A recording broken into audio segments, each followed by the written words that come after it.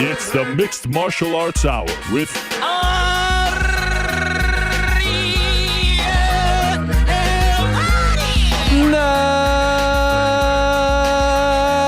Mixed Martial Arts Hour is back in your life on this Monday, January 3rd, 2022. It's going to be a little while before I get used to saying that. Hello again, my friends.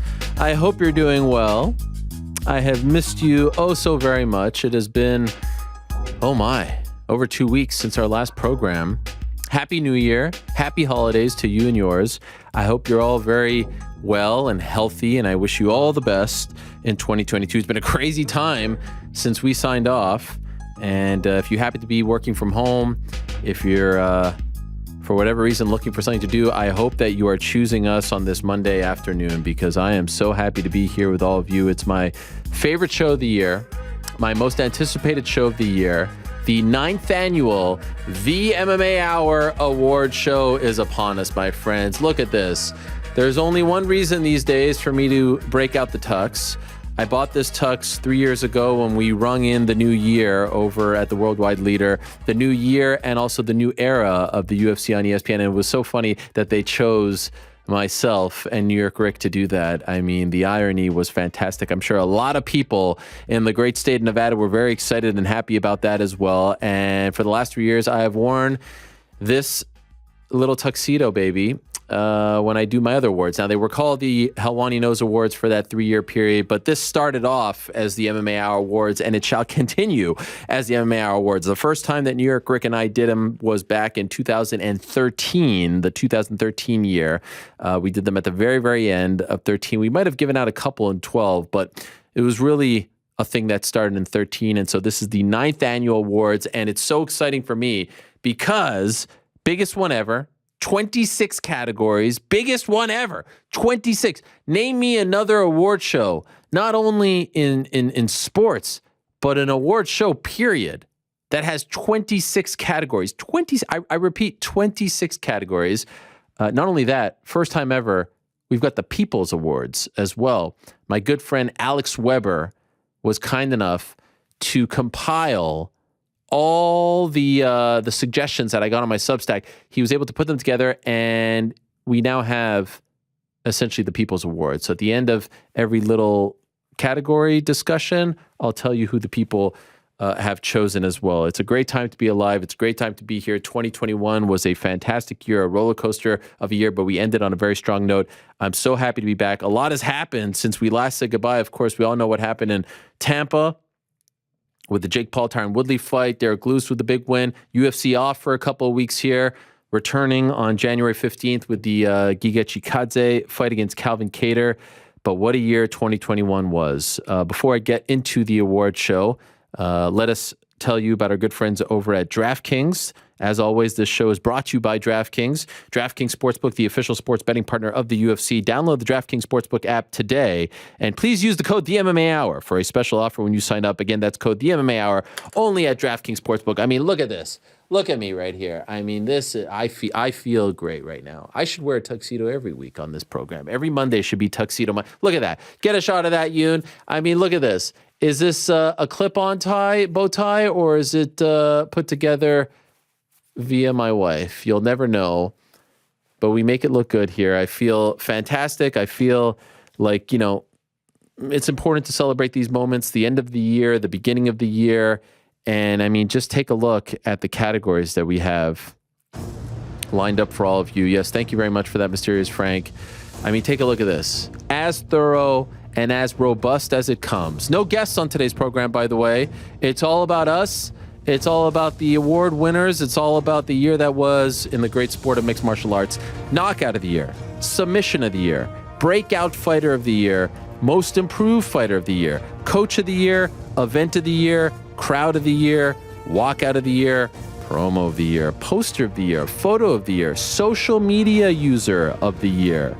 A couple new ones here. Bad beat of the year, betting underdog of the year, lock of the year, most profitable fighter of the year, comeback fight of the year, comeback fighter of the year. Upset of the year. I probably shouldn't have said of the year all these times, but I'm going to stick with it. Rivalry of the year, story of the year, feel-good moment of the year, one of my favorites, round of the year, fight of the year, female fighter of the year, and male fighter of the year. I mean, is there a category that we missed? Probably not. I mean, you could throw a couple in there if you want to be a wise guy, but overall, I feel very good about this. I should put this on my desk. This is the 2018 trophy right here. Corporate Jake made it for me, so I'll put it on the desk. Should I put it right here? Why not? Boom. There it is. Put a little bag, a little there. Yes, I like that very much. All right. I feel good. Of course, I'm not,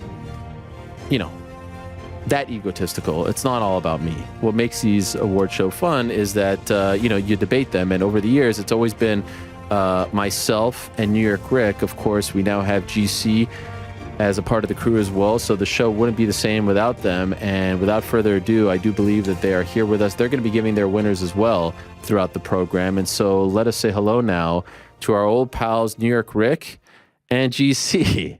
As always, GC coming with the props, dressing up. Happy New Year, my friend. How are you?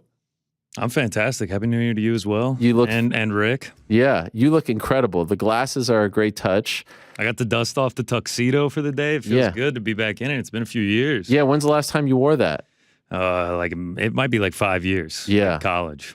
It looks. You also have the cummerbund as well, right? Oh yeah, we got the cummerbund on. Let's see it. Blocking the black belt. Yeah. Oh, look at that. That is fantastic. Not rocking the full tux. I don't have the tux pants on, just the top. And did you celebrate New Year's? I mean, are these things that you actually wore for your New Year's party a couple days ago? No. Okay. I'll admit to that. I went to the Party City right down the road. It's getting a lot of business from these holidays. I mean, I can't even lie. I love it. And I love the fact that you've really souped it up because you're pretty much, dressing up for the two of you over there. I mean, New York Rick could not even be bothered. I was hoping for the tuxedo. Not even the tuxedo shirt? I was praying for the tuxedo You couldn't even have broken that out? No, you know what? I'm in the middle of a move. It's at the other house, and wow, I just decided it's Monday afternoon. Just stretch out like this. Couldn't even get a quick Amazon purchase. And here it is. You could have literally bought that in 24 hours. I could not. You know what? It's 2022. We're gonna bury that in 2021. We're done. We're gonna burn that. We're done with the tuxedo. Wow. Okay. Done. Nothing on the wall over there. Yeah, no holiday decorating. No, that's coming. Don't worry. That is coming. Okay, we've been hearing about it for the last couple months now. I told you in the new year. Connor knows. 2013 was our first award show in New York, Rick, as you may recall, back at the very old studio. But this is fun because we now have a third member. One time we did the International Fight Week draft with a third member. It didn't go very well. I don't know if you remember that. I don't remember that. Okay, probably for the best. Okay. But I feel good about this, and I also feel good about the People's Awards as well. I keep wanting to call it the People's Choice Awards, but I feel like that's been taken by someone else. Let's not go there. So I'm very excited. GC, your first awards. I know you've been watching the program for the last 9 years, decade, so you're very familiar. A lot of with pressure. You guys don't even remember the guy from 2013. It was that bad. That's right. I got pressure mounted. We won't bring up Knicks, Hawks, Bills, Falcons, even though you were talking smack. We won't bring up the last couple of weeks. All right. I won't release the text messages. How concerned you actually were at halftime. I trust both of you. Healthy, good, great. Holiday season, all that stuff. As good as it gets. Could not be better. These times. Okay. And great to see all of you. Yes. Everybody back here. You, Helwani. It's nice to be around. Unfortunately, we're down a member of the team, and we certainly wish him well. And I also want to give a shout out before we get things rolling here to our good friend Kaposa, who I think is a huge part behind the scenes of this program, at least for me. I don't know if I never bring it up to New York Rick that I reach out to Kaposa for some help. You'll learn about this in the future, GC, but Kaposa is an invaluable resource when it comes to these award shows. So I want to give my man at Grabica_Hitman, I believe, on Twitter. That's correct. I always reach out to Kaposa first year, and I'm proud to say first year. You did not? Did not. Come on. Really? There's a reason that will be revealed later, but I did not. Wow. I'm shocked. I usually do, but I was like, you know what? Let me do it on my own this year. Okay. But shout out to Kaposa, the GOAT. All right. Enough dilly-dallying. So how we'll do this is, we'll go through all the categories. I'll give you my pick. You guys will give your picks. We'll see if we're on the same page or not. We'll talk about them. In the end, we all know that my pick, holds the most weight. I mean, the entire MMA community is probably sitting around right now waiting to see if I will bestow the honor upon them of winning the 2021 MMA Hour Awards. And, not untrue. And, 1 year we actually sent these bad boys out. I'll leave it up to you guys. If we were 2 years late, but, we still made the effort. So I'll leave it up to you guys if you want to do that. But I do think it is time to get this bad boy underway because we got a lot to get to, my friends. We got a lot to get to and a lot to discuss. It's always tough. It's a bit of a daunting task when you're getting into it. You're like, holy smokes. Like Max Holloway, Calvin Kattar feels like it happened 9 years ago at this point. But in the end, I think we all did our research. We all worked very hard. I've been thinking about this for the past several weeks. In fact, I will also say, I don't recall ever debating winners this late into the process. As of late last night, I was still going back and forth, but the time is up. It's time to hand out some hardware, my friends. All right. First category, guys. I like to do things a little different. Sometimes you'll start out with male fighter, female. No, you got to start out with a fun one, an explosive one. I think one that will be highly debated. You got to start with knockout of the year. So that'll be our first category. Knockout of the year. It's a very fun one. It's one that I think, everyone looks forward to. And I will say this is one of those that I was debating. There were a lot of good potential winners. I will give my honorable mentions at the end because I don't want to steal any of yours. So in the end, after much deliberation, much consternation, much mental debating, I ended up going with a knockout that happened on February 6, 2021. It was a fantastic knockout by Corey Sanhagen against Frankie Edgar, a flying knee knockout. It was almost like he was shot out of a cannon in the early portion of that first round. The knockout, the finish, there it is, the jump, the execution, everything about it. Who it was and who it was against was fantastic. Like I said, a ton of great ones this year. But in the end, my knockout of the year winner is Corey Sanhagen over Frankie Edgar, flying knee, UFC Fight Night, Alistair Overeem, Alexander Volkov back in February of 2021. Feel very good about this one, but honestly, you can make a very strong case for several. Eric, who do you got? Who do you got for us? Who's your winner for knockout of the year? I've got Kamaru Usman knocking Jorge Masvidal clean out.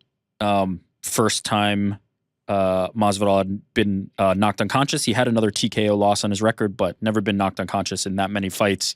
Kamaru Usman showing the improvements in his striking. For me, the stakes, the circumstance, the moment itself, the unexpectedness, that was the one for me. So that's what we always debate. We always debate stakes and, sometimes like that knockout on the prelims of a Bellator card, no one's talking about, right? But considering it's the main event, considering who it is, you're going with that one. It was a great knockout. And we'll get GC's pick here. I had some issues with it, but I'll save my thoughts for a second because obviously that was on the short list, and we'll be talking about that moment and I think that particular fighter throughout the program as well because obviously Usman had a fantastic year. But GC, who's your pick for 2021 knockout of the year? Yeah, I think I'm going to go with a little bit more of a sleeper. The stakes weren't necessarily as high, but the knockout was just so impressive. I had to go with it. My jaw dropped when I saw it. Ignacio Bahamondes KOing Roosevelt Roberts. Come on. What? GC coming out with a hipster pick right off the bat? Look at that picture. Look at that photo. It went incredibly viral. 5 seconds left in the fight. My jaw dropped. I went crazy when it happened. That's what I'm going out with. I'm going with KO of the year. How do you feel about this? Yeah. How do you feel about this, Near Crick? I feel like this is a hipster really pick right off the bat. Is it really that hipster? You spoke about it. You have to kind of balance the stakes and the circumstances and the style points. And this one is, I think, number one in the books in terms of style points. This was one of the cleanest, nicest, most beautiful knockouts of the year. Sanhagen up there with style points. It's not up easy there. To do that. This is number one. I think mine is probably a little more on the other side of the scale toward the stakes and circumstance. I think all three of these undoubtedly are three of the top five. There's no doubt. If these are not in your top five, then you have the wrong list. Okay, so there are a couple other ones to consider. Sergio Pettis, Kyoji Haraguchi, of course, the spinning back fist. Yuri Prochaska and Dominic Reyes, the spinning back elbow. I got to be honest with you. For me, it came down to two. It really came down to Corey Sanhagen, Frankie Edgar, and Rose Namajunas, Zhang Wei Li. The head kick knockout, splitting the defense like that, coming in. That that was the one for me. You talk about style points. What's better than that? Rose was one that I actually considered heavily, and I feel like not enough people are talking about that one for knockout of the year. But yeah, I ended up going with a different spinning head kick. Adriana Moraes on my list. DJ. Yeah, that was. I mean, obviously, why kind of a TKO finish though. A lot of these are a lot cleaner. Yeah, no, of course, and then it gets a little funky. Like, I saw some people talking about Ngannou Miocic, but I think Oliveira Chandler. I think we have the ones that are the cleanest. The one hitter quitters. For me, it really came down. It really came down to Rose and Corey Sanhagen. No love for Usman. You said you had problems with it. Yeah, I'll tell you. I'll tell you what the problems are. Clean, powerful, impactful, big stage. In the end, it was a right hand. Oh, stop that! Like who am I? Oh, stop that! In the end, it was a right hand. Yeah. So what? In the end, it was a kick for Rose Namajunas. Yeah, and it was a head kick. That's pretty damn tough.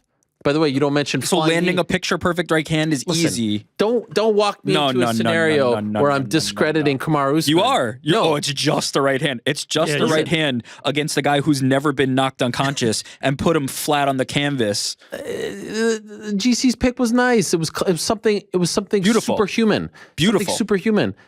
I go into the basement right now. I hit that bag. I hit a right hand. You're discrediting punches as a whole. Like, this is ridiculous. If we're gonna do that, how many flying knee knockouts do we see a year? Probably a bunch, right? Like, no, we probably don't. A handful. I mean, you just went from a bunch to a handful. Probably 5. A handful. Okay, let's call it what it is. Yeah. How many like clean right hand one hitter quitters do we see?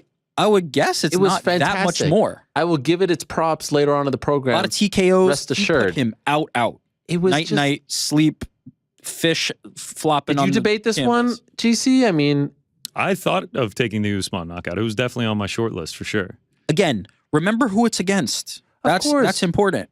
As is Sanhagen against Edgar, right? Like, Edgar is notoriously tough. Nobody puts him out really like that. Great knockout. It was my second. I had Sanhagen Edgar as my number 2. I just think you have to give credit to Kamaru Usman, the way he put Jorge Masvidal out. It matters to me. Wow. Who it's against. Absolutely. I just feel like when you have to consider that, but when you strip all that away, you have to look at you have to look at the technique. If this was a dunk competition, right? That's, the standard fair foul line dunk. Now you go between the legs. Yeah, okay, Guess what? Foul line dunks win dunk competitions. We've seen them.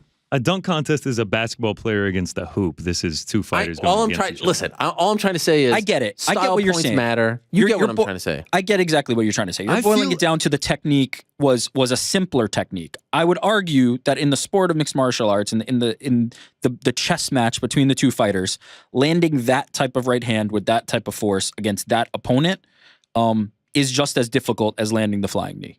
That is my argument. And I think that matters. And I think that the result of it matters too. And Masvidal being down on the canvas like that, it matters. And that is nothing against either of your two picks because those are top of the top. This was a hard category this year. Very hard, and that's why I wanted to start with Prohaska and Reyes is like in any other year, that's a knockout of the century. And I think we all said it when it happened. Oh, that's got to be knockout of the year, right? And this year, it's not even any of our picks. So And I can see it now. People be like, oh, you're hating on Usman. Oh, shut the F up. Usman's going to get his love throughout this program. It has nothing to do with that. I mean, I saw someone saying like, oh, you only pick the winners based on who comes on your show. Listen, there's no guess. There's no guess. I'm trying to make it as unbiased as possible for that reason. And I'm not trying to discredit him. He's the man. Now, I will let you know, 135 total fan votes in terms of the knockout of the year. And the people chose Kamaru Usman and Jorge Masvidal. I'll have you know. So how about that? I am the man of the people. So yes, 48 for Usman. Number 2, by the way, Corey Sanhagen. Number 3, Yuri Prochaska. Number 4, Rose Namajunas. Number 5, Francis Ngannou. Wow. Your boy Ignacio only got 5. Only got 5 votes. Wow. Unfortunately. It's pretty close to my top 5. Not bad. It was a little bit aligned with. By the way, there were a couple of ones that the people were like completely off on, but for the most part, I thought they nailed it. So yeah, good job, people. Yeah. All right, so that's knockout of the year. Any final thoughts there, guys, or you feel like we? I would say just to Rick's point, I do feel like Kamaru Usman's knockout had some style points. Like you are saying it's just a punch. Like the way he course. put him out, the pictures that came out, like I think there were some style points to it. Oh, don't be white knight. It's already beginning. It's already beginning. I'm afraid to look at the Twitter mentions as we speak because you're just hating on. Come on, Corey Sanhagen, like he was like a jack in the box coming out of that thing, like out of nowhere, just it was an incredible knockout. Incredible knockout. They all were. It was a very tough category. It was back-to-back crazy knockouts for Corey Sanhagen, if you recall. Because at the end of kick against Marias, right? Yeah, the wheel kick. Yeah, 2020. Corey Sanhagen lost twice this year, but had one heck of a year. I'm sure we'll all get to some of Corey Sanhagen's year.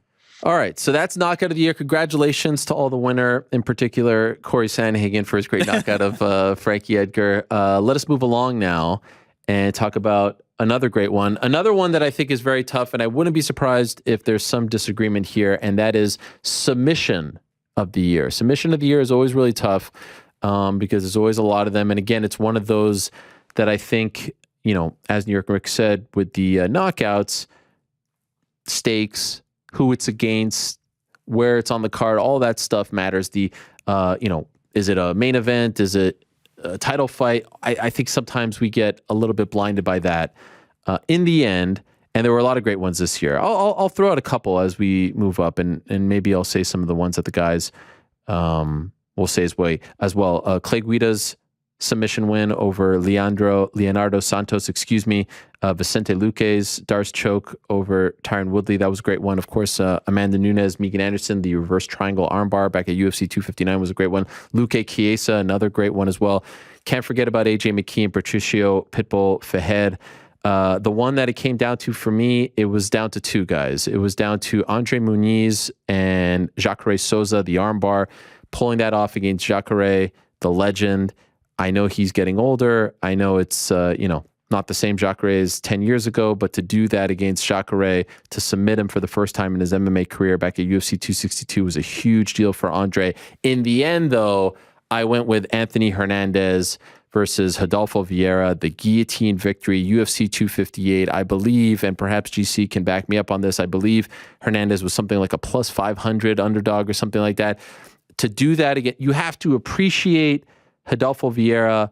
You have to appreciate how great he is as a BJJ black belt. You have to appreciate his background in the fine art of jiu-jitsu. For a guy like Anthony Hernandez to submit Rodolfo Vieira with any kind of submission, let alone a guillotine, was nothing short of amazing. And so in the end, my submission of the year, Anthony Hernandez via guillotine against Rodolfo Vieira back at UFC 258, the Usman Burns card in February. GC, your pick. So first off, that's an incredible pick. His betting odds to win by submission, Anthony Hernandez, 30-1 plus 3,000. So my God, that is insane. I mean, insane. If you were holding that ticket, that's crazy. You mentioned it, Andre Muniz. That's the one that I'm going with. The stakes, who he did it over, the fact that he snapped dude's arm. I mean, if you can see the ringside judge or whoever it was that was watching it, and they immediately turn away. They're so uncomfortable with how it was.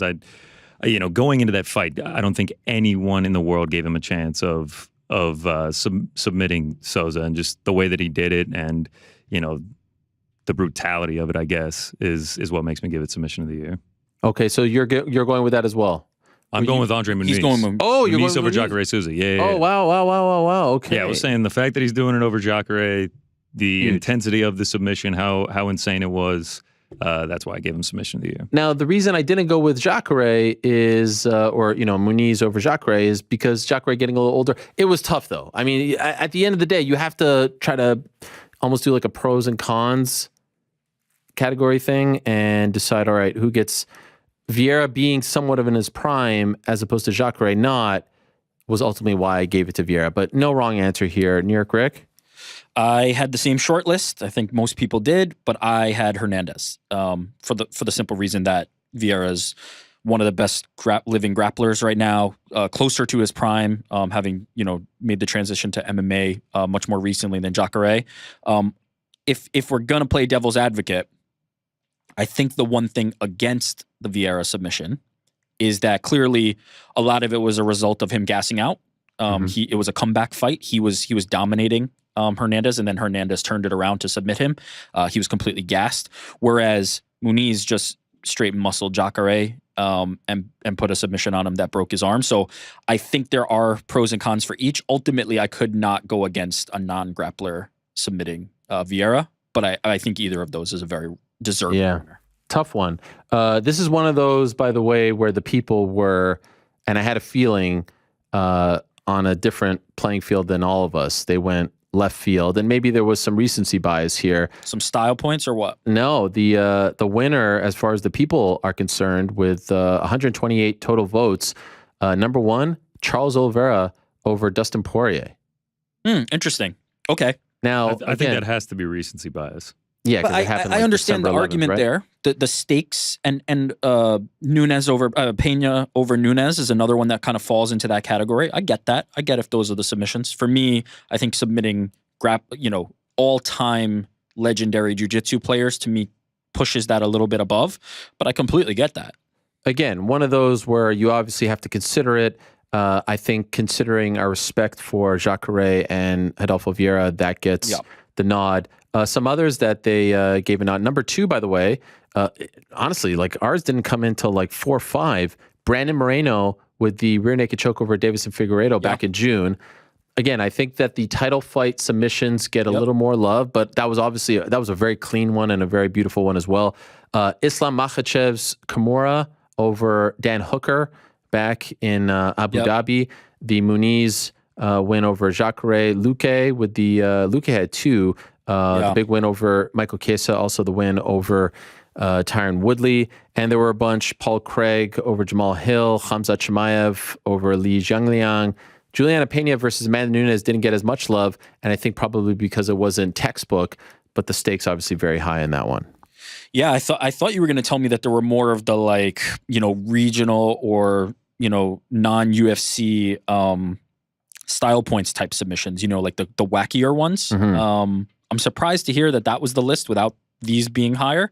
Guida versus Santos also. Not a lot of love for Guida. I feel like that was a recency one, and I feel like no one's talking about that. So I'm a little surprised by that list, but I think ultimately the three of us landed in the right spot there. Yeah, and I do think that AJ McKee's guillotine over for sure Patricio Pitbull was a pretty damn big one, considering how good Patricio was. Yeah, you want to talk about stakes? That's the highest of the high. All right, so that's submission of the year. Congratulations to Anthony, to Andre, and to Charles Oliveira, the people's winner for submission of the year. Okay, this is fun. We are rolling here. Appreciate everyone who's joining us. Let's keep things rolling along here and talk about Breakout Fighter of the Year. This was one that initially I had some trouble with, and then I was like, oh, of course, because everyone kind of has their own definition of breakout. Is it breaking out onto the scene, period? Like we didn't know who this person was a year ago? Is it breaking onto the UFC scene? Because that's obviously the major leagues, if you will, the highest platform, the most well-known promotion in the sport of MMA. No one can deny that. Always different definitions, variations of this one. In the end, for me, Breakout Fighter of the Year 2021, I went with the French Prince, Cyril Gane, who of course was undefeated to start the year. But when you consider what he did in this year, and honestly, the win over Derek Lewis, big in its own right, and we all kind of, debated, criticized, complained about the interim title. It is what it is. He got the interim title. It sets up the highly anticipated unification bout in just a few weeks, January 22nd. When you have a year where you're defeating Jairzinho Rozenstruik, Alexander Volkov, and Derek Lewis, and you're beating Derek in Houston. This is a guy who started the year 7-0, who only started his MMA career 3.5 years ago, and I know he ended 2020 with a big win over Junior Dos Santos. I really feel like he broke out onto the scene, so to speak. Now, there are other names that you could certainly consider. I was debating the likes of Paddy Pimblett, but ultimately Paddy only had one fight in the UFC, and we all kind of knew who he was, and I don't think that enough. Now you could look at social media, you could look at his impact, you could look at what he did, all that stuff. He's certainly a worthy winner of that award if you want to go in that direction. Other names that came to mind, Marina Rodriguez, Giga Chikadze, Chris Barnett, Kayla Harrison had another breakout year. AJ McKee had a breakout year. Yuri Prochaska had a breakout year. Sean Brady had a breakout year. Brandon Moreno, only one fight, but of course, the big win, winning the belt. Merab Dvalishvili, Chris Curtis, Casey O'Neill. In the end, though, the man who came up the ranks the most, who's now about to fight for the belt, unification bout, to me, Ciryl Gane, 3-0, the French Prince. That's my 2021 Breakout Fighter of the Year. New York Rick? Yeah, great pick. You mentioned my 3 kind of shortlist candidates. Mine was one, Do Bronx, Charles Oliveira. Interesting. The way I kind of conceptualize this, and I tend to think about Breakout Fighter of the Year, is not necessarily somebody breaking through the door, but can be more who climbed the highest, who kind of took the highest leap. They were hitting a point and then they went to the highest. I think, obviously Charles Oliveira ended 2020 with a win over Tony Ferguson.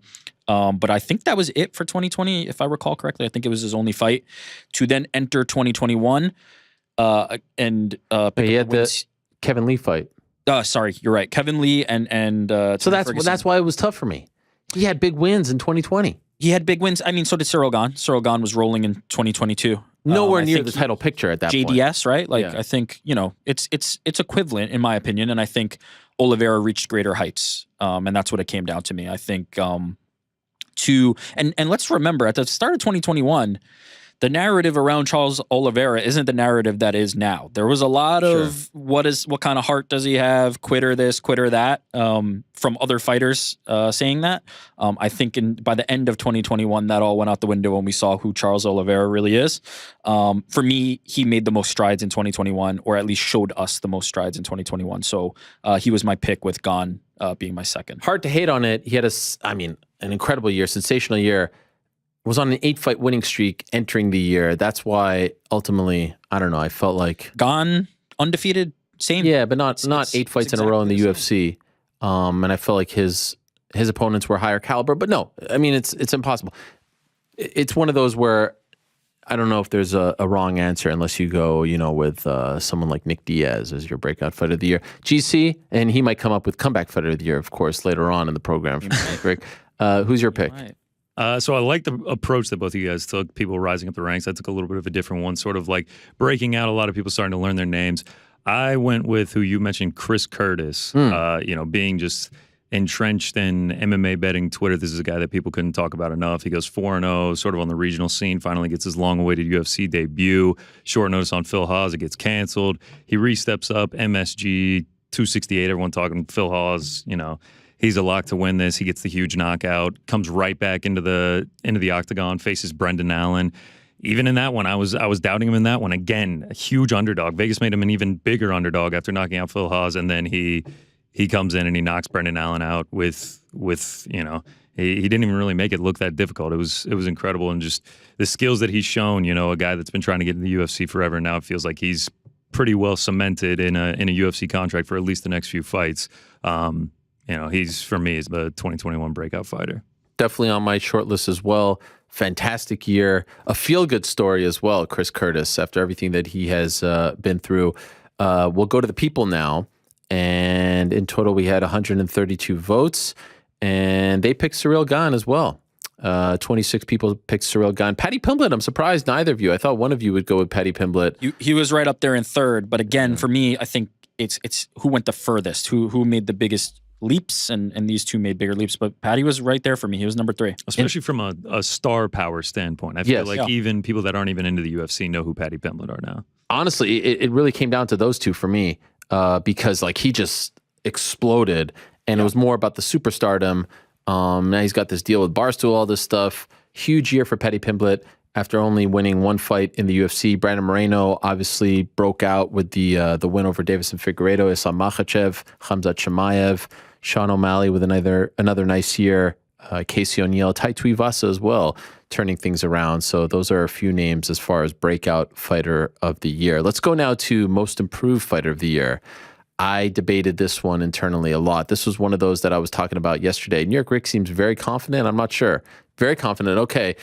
For me, this is a tough one as well, because it's like, all right, most improved as of when, right? As of when we first met them, as of last year, as of the last few years, I mean, there's a lot. You know, the most improved award in the NBA is always a tough one as well. It's always a hotly debated one. And I feel like in MMA too, a couple names that came to mind, Chito Vera, Brandon Moreno, Kai Kara-France, I think has made some massive leaps this year. Shout out to Bilal Muhammad, who had a great year and ended on a great note with the win over one Wonderboy Thompson. Derek Brunson, although, you know, it's more of a couple year run for him. He wasn't as active last year. I think he's made a lot of strides and is setting himself up for a potentially very big 2022.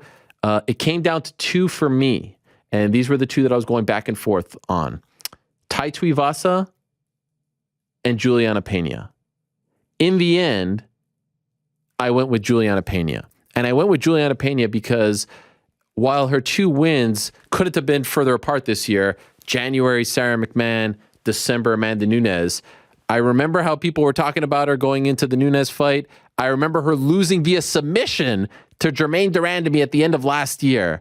If anyone in January would have said we would have ended the year with Juliana Pena as the champion of the 135-pound division, you're an absolute liar. No one predicted that. I don't think a lot of people were predicting her to beat, at least even submit, Sarah McMahon back in January. That's a huge win over a silver medalist. And then, of course, the win. She has made massive strides. She has come a long way. And those two wins, the strengths of those two wins, to me, were bigger than Ty's wins. Ty was on that big losing streak and even ended last year well.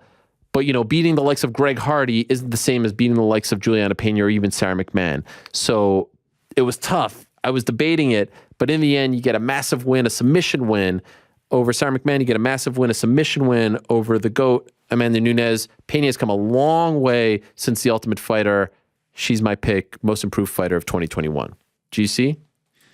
It's hard to argue when you lay it out like that. The Jermaine Durandamy submission, I had kind of forgotten how close that was to where we are now. For me, you mentioned him again, Kai Kara-France. That's who I'm going to be going with here. Had no KO wins since 2017. He had no wins by finish in the UFC.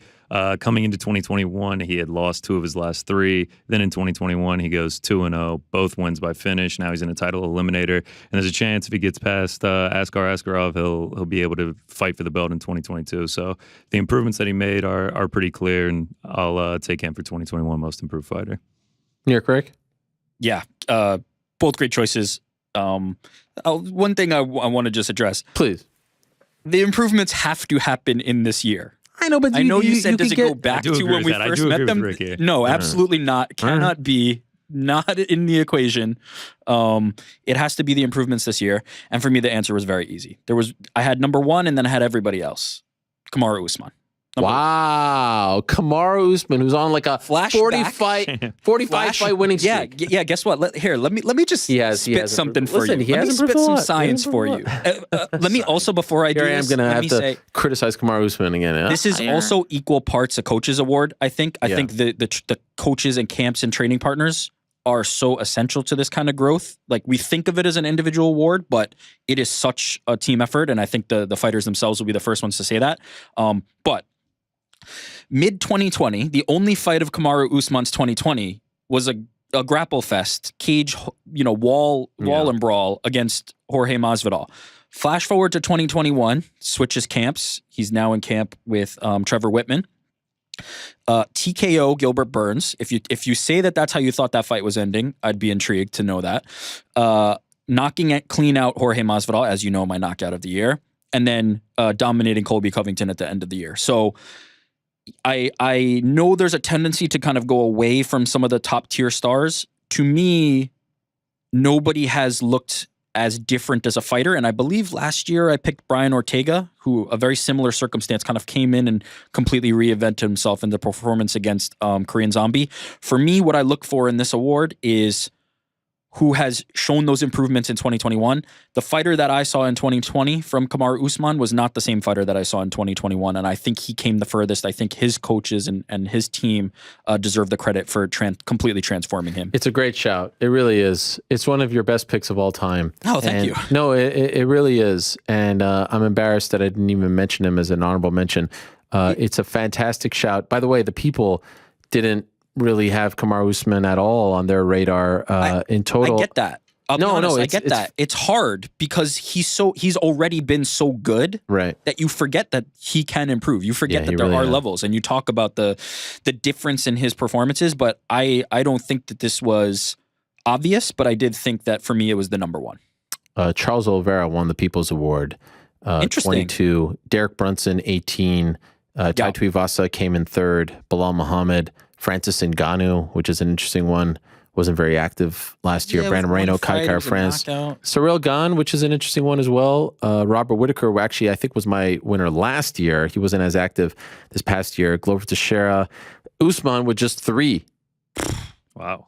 3 votes for Kamaru. That said, my top 4 were Usman, Brunson, Tuivasa, Oliveira. So like everything around there, except I gave a lot of credit and stock to what Usman had been able to do since 2020. That's a great one. And actually, I tried to do this for the most part, transitions very nicely into our next category, and that is Coach of the Year.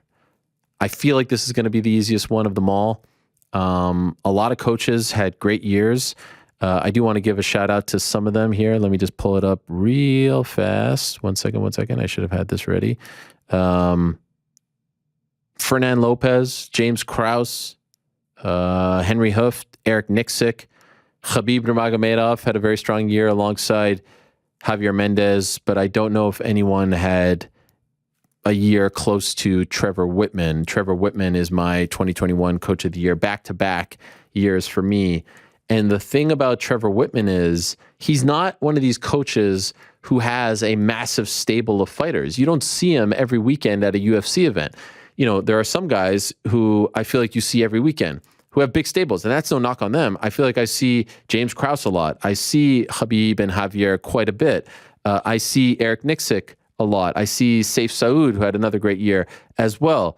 But Whitman has the quality. He doesn't have the quantity, he has the quality. And it all culminated with that fantastic night in New York with the Justin Gaethje win, with the Usman win, with the Rose win. What he's done for Usman, which goes into what, New York Rick was just saying, how he has helped him improve and become an even greater fighter.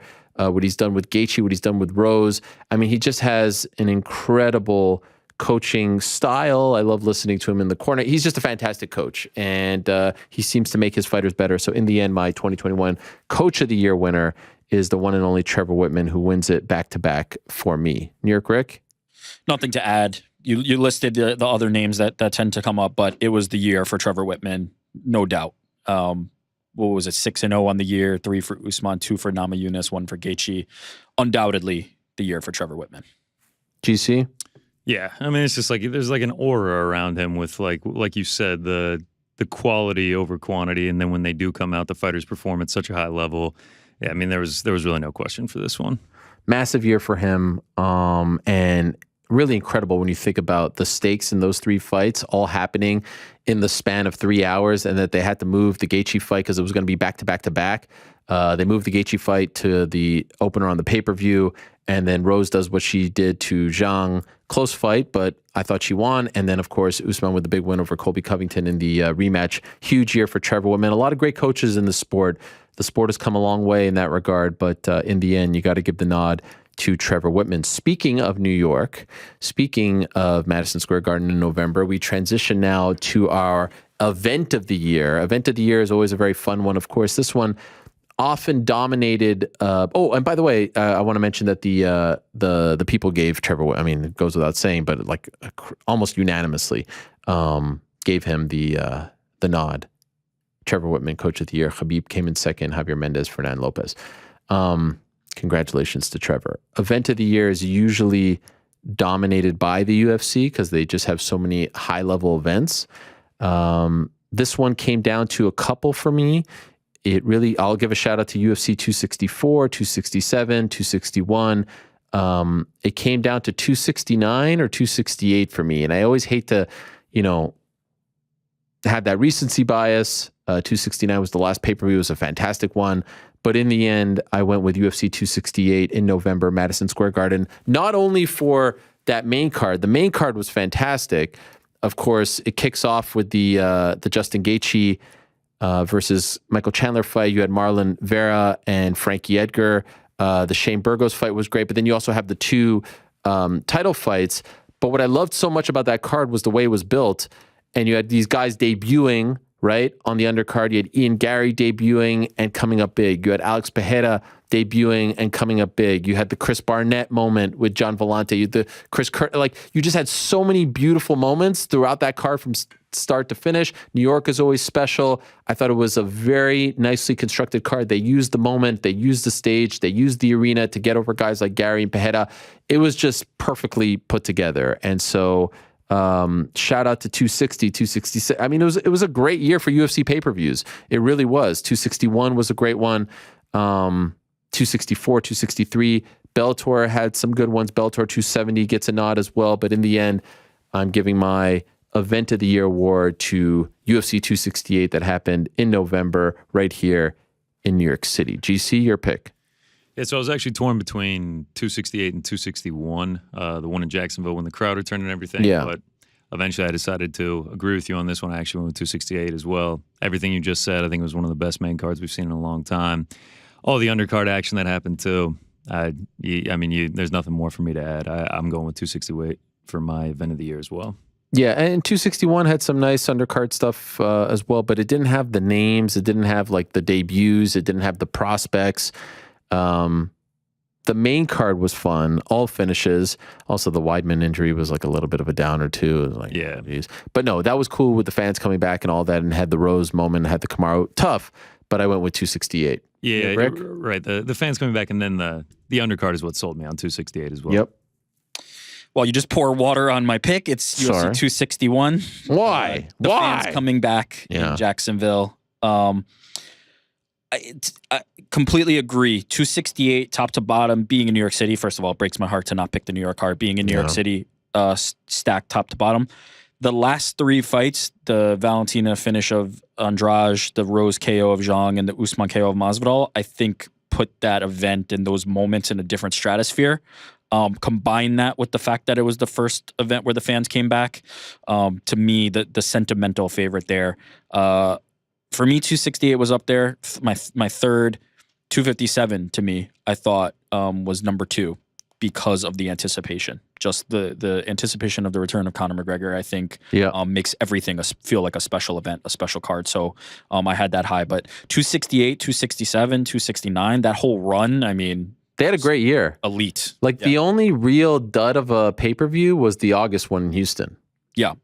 And look, I mean, there was the coronation of Cyril Gane too. Like even that, there was a Well, imagine if there. Juliana Pena fights Amanda Nunes on that card, as was originally the case. Who knows how that goes? Butterfly effect, this, that, the other. Yeah. I agree with you. That was the lowest of the low of the pay-per-views this year, but strong, solid year for them. Also worth shouting out Bellator 263, I think. Headlined by McKee and Pitbull. That just the card delivered, it was fine.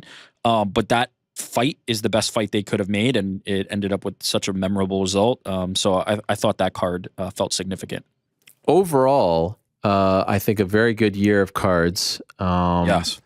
I at least complain about the Apex cards, and I saw Dana White do an interview with the Las Vegas Review Journal recently, saying that doing the events at the Apex is like doing Zoom, meetings in your underwear. And I agree, it's comfortable, especially for the UFC, and they make a ton of money, and yet they're still at the Apex. And I think it's hurting, at least from a viewership standpoint, it's hurting the product. But then the byproduct of that, and on the flip side, you have a situation where it's like, all right, all the Apex events feel the same, they don't feel special, but then when they get to the pay-per-views, those feel now extra special because of the crowd, because of the environment.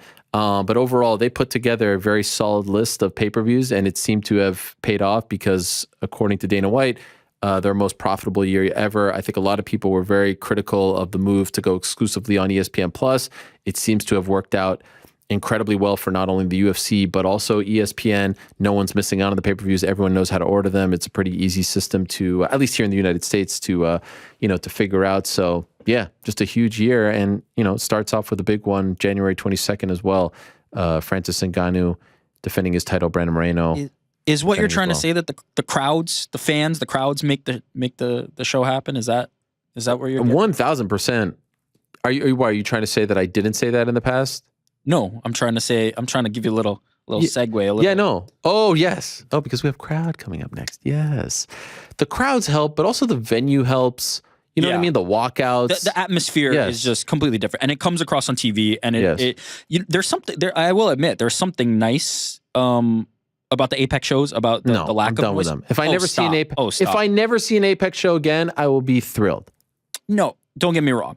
Listen, enough already. Contender series. I picked 261. The Return of the Fans is my pick. I get it. I'm with you. There's some things that you can hear, experience that are in the Apex that you won't in the rest of it, and I appreciate those as a viewer. When the fans are not going crazy. There's a time and place for both, in my opinion. I think both could have their pros and cons. I would lean toward fans coming back. Crowds are essential. But I don't hate the Apex. I think fans, as often as you can have them. As often as you can have them, especially when you were so vocal about coming back. The fact that they're sticking, I mean, like, you have to ask those questions. Why are you still at the Apex? There's enough places in America where, I watch the NBA every night. I'm seeing arenas all over the place where you can do things. You know what I mean? I think we have to dig a little deeper there and acknowledge the fact that it is incredibly, profitable. It's incredibly comfortable. They've got the hotels there. And the fighters, for the most part, love it. The broadcasters love it. It's like a little mini island, pardon the pun, but it really is. Like, they've got their own little world there, their own little, like, UFCville. But as a viewer, it makes it feel very McDonald's-like. And then you add the uniforms, all that. Alas, I digress. The point is, let's celebrate great crowds, great moments, great events. UFC 268 wins, and the people agreed with us. 268, or at least some of us, 268 gets the nod. 261, second place. 269, 267, et cetera. Now, as New York Rick was mentioning, let's move along now to another fun one, Crowd of the Year. Interesting one. It was really tough to do Crowd of the Year last year because we only had like 2-3 months to choose from. Of course, the pandemic. We started off the year very slowly, but slowly but surely, the crowds came back, and we certainly hope that they're going to stay because it's getting pretty depressing out there. But for now, the crowds are at least showing up to the majority of the big events. And this one, to me, surprisingly, was one that I think isn't being talked about enough when I'm seeing other people talk about, big events, big moments, big crowds. Not a lot of people do Crowd of the Year. I will acknowledge that, but was actually a very easy one for me. This is one of those categories where I was like, oh, of course, it has to be this one. I'll give a shout out to 261. I think 261 is obviously one that a lot of people were excited about, that, really stood out, that was really special. 268 was great. The New York crowds are always great. 267 was great as well. 269 was a pretty hot crowd. 264, 265, etc. But in the end, my absolute no-brainer had to be the Bellator Dublin event just a couple of months ago. That crowd was absolutely insane. Bellator 270, it was as good of a crowd as I've ever seen. It honestly rivaled what I saw. I wasn't there, but it rivaled what I saw when Conor fight Diego Brandao. The Peter Queally walkout was incredible. The James Gallagher walkout was incredible. The singing, the dancing, the zombie, the cranberries. I was watching that. I was like, I wish I could be there. I wish I could experience that. They are so passionate.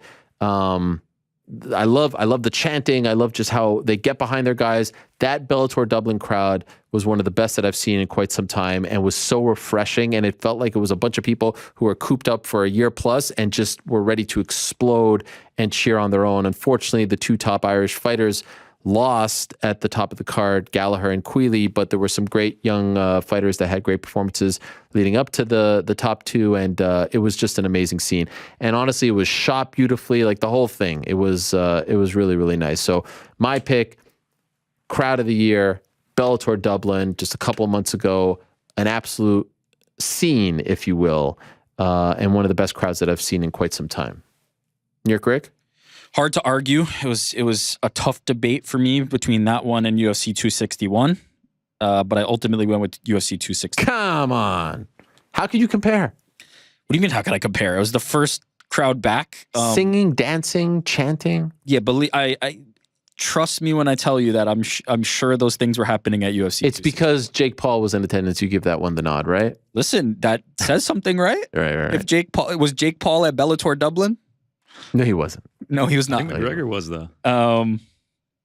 Was he? Maybe. I actually don't think he was. I don't think Oh, so. well, But great. either way, yeah, I think the significance of it being the first crowd back and Came down to those two, honestly, but yeah, it's those two. It's you can't go wrong between those two. For me, it was 261, but you can't argue against Bellator Dublin. It was those two. I didn't even have anything else on my list. It's between those two. GC? Yeah, it was the same as Eric here. I had those Wow. on the list. That was it. But I actually went with Bellator Dublin instead. Bellator Oh, 270. wow. Yeah, no, I agree with you here. I think that makes it 3 straight picks that I'm agreeing with you, Yes, unfortunately. I love but, it. I don't yeah, like man. it. Anytime the entire country gets behind an Irishman like that and they're all singing Zombie by the Cranberries together. Oh, my God. Pretty hard to go against that one. I was with TST. He was singing along with it too. I mean, Oh, my it was, God. yeah, that's a hard crowd to top. And honestly, like, let's give a shout out to not only the Irish people, but very rare. I don't think Bellator has ever won a crowd of the year. I could be wrong. It's been 9 years, but usually, not the best crowd, certainly not compared to the UFC. But go back. If you didn't watch it, I think it was a Friday afternoon. It might have flown under the radar. It was it the night before the MSG card? It was in early November. Yeah. 268. Yeah. So it was early November, may have flown under the radar, but wow, what a scene that was. And I just love those. I love the Irish fans. I love the English fans. Like, those European crowds are just amazing. Kind of like what you see at the football matches as well. So shout out to them. The people chose 261, by the way. I continue to be the man of Yeah, number one, 261. Bellator 270 gets the nod, tied with 268 as numbers 2 and 3, 267, 269, 264. And one vote for the fight night headlined by Derek Lewis and Chris Dawkins for whatever reason. Wasn't that? That was the one in December 18th. Wasn't that at the Apex? Yeah. Well, Yeah, but there was wasn't there like 100 people there or something? Yeah. Okay. All right. He threw that might have been someone just messing. Yeah. But for the most crowd part, of the year. yeah, the people were pretty serious about this. There were no weird ones. Those were the two. yeah. There's nothing else. 261 and Bellator 270. Now, speaking of great crowds, when you have a great crowd, you're going to have some great walkouts as well. Last year, my winner for walkout of the year was one that I was pretty proud of. It was the Darren Till walking out to no music prior to the Robert Whittaker fight. I love the symbolism and the significance of that. But of course, we had a lot more to choose from this year. And this one was another one where I had it down very easily. Now, I heard from a couple people when we came out with the the categories and that the award show is going to be on January 3rd. When you tell people that this show is going to happen, everyone was like, oh, of course, we know your walkout of the year winner. I mean, it's never happened before that we influenced an actual walkout, right? I mean, we could put the hat on right here now. We all remember what happened. Virna Jandiroba. You had her immortalized on the wall. She walks out to Island Boys, who, by the way, I saw at the Jake Paul fight against Tyron Woodley back at Tampa, December. And it was just a great moment. Like, we literally infiltrated the system. We literally infiltrated the moment. Virna stepped up. We had Andre Petrosky, who tried to jump in there and get at the last minute, get immortalized with Sean Brady. But we put out the offer on a Monday. If anyone walks out to Island Boys, and I know people roll their eyes at Island Boys now, but it's you got to remember the moment. Back then, it was a pretty hip thing for that 1-2 week period. And Virna and her manager, Tiago Akamura, said, tag us in, we want to walk out. And not only did they walk out, they freaking walked out to the remix. They were dancing, they were singing. The broadcast no-sold it, but everyone knew and loved what the moment was. And so when I came out with this, everyone was like, of course, Virna's winning. Guess what? She didn't win my walkout of the year. How about that? And I know this may surprise all of you, but again, this isn't about me. It's about the moments. It's about the fighters. It's about what spoke to us. And as great as that was, and as much as I want to give her the award because of our connection to it, in the end, it was just another walkout. And I do think that the broadcast helps in making the walkout special. I do think. And so if it's just your run-of-the-mill walkout, it doesn't feel as big. In the past, what have we done? We gave it to Izzy and to Mayhem Miller and stuff like that. And so when the broadcast elevates the walkout is even more special. And so that is why this was actually, believe it or not, a pretty easy one for me. My winner for 2021 walkout of the year is Peter Queally walking out in Dublin. What an incredible moment it was. Massive shout out to Sean Grandy for the way he set it up, talking about the history of that song, Zombie by the Cranberries, which I didn't know about. The timing, when he stopped speaking and then Queally walks out and the song starts, the lyrics start, and then the crowd singing, you can't beat that. And so, of course, I have love for Virna, and of course, she'll always be immortalized. But that gives me chills. And I got to be honest, every 2-3 days, I go back to the clip and I watch it. And I told Sean Grandy this morning that Queally wins the award for me, and it's in large part by the way in which he set it up, and also shout out to the Showtime cameras who shot it beautifully with the people. I mean, it was just fantastic. One of my favorite walkouts of all time. Wasn't a lot of glitz, wasn't a lot of glamour, wasn't a lot of gimmicks. It had emotion, it had goosebumps, it had history, it had passion. I loved everything about it. Peter Queally, Bellator 270 walkout of the year. GC? Hard to disagree with that one. Everything you just said. I can't believe that you didn't go with Virna Jandiroba. How about that? You really sold that as just another walkout, even though it was literally an ode to Ariel Helwani. I know, but listen, it's not all about me. Just another walkout. No, I did say just another walkout, but they no-sold it. Walkout. The broadcast no-sold it. That's not Virna's fault, though. I mean, That's true, but come on. I think someone online set the line at minus 10,000. I know. Yeah, I think that was Alex Weber, by the way. I think you just did this just to spite. No, absolutely not. Absolutely not. For me, this was actually one of my easiest picks as well, but I didn't go with Peter Queally.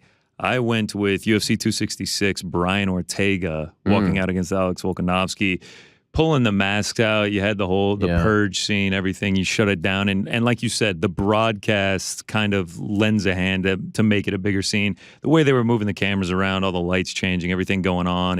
It's just kind of a freaky thing to do. Unfortunately, didn't get the win, but yeah, I thought I'll take this one as my walkout of the year. Interesting. Okay. That one, it came up a lot. And I'll also let you know that the people chose it. It was their number one pick, UFC 266. Didn't really speak to me all that much. What? It was Didn't just speak to you, really? What was it? It was like, it was creative. Like it was cool. It's better than just walking out to music. He maximized what you can do in that format with that walkout. Didn't speak to me.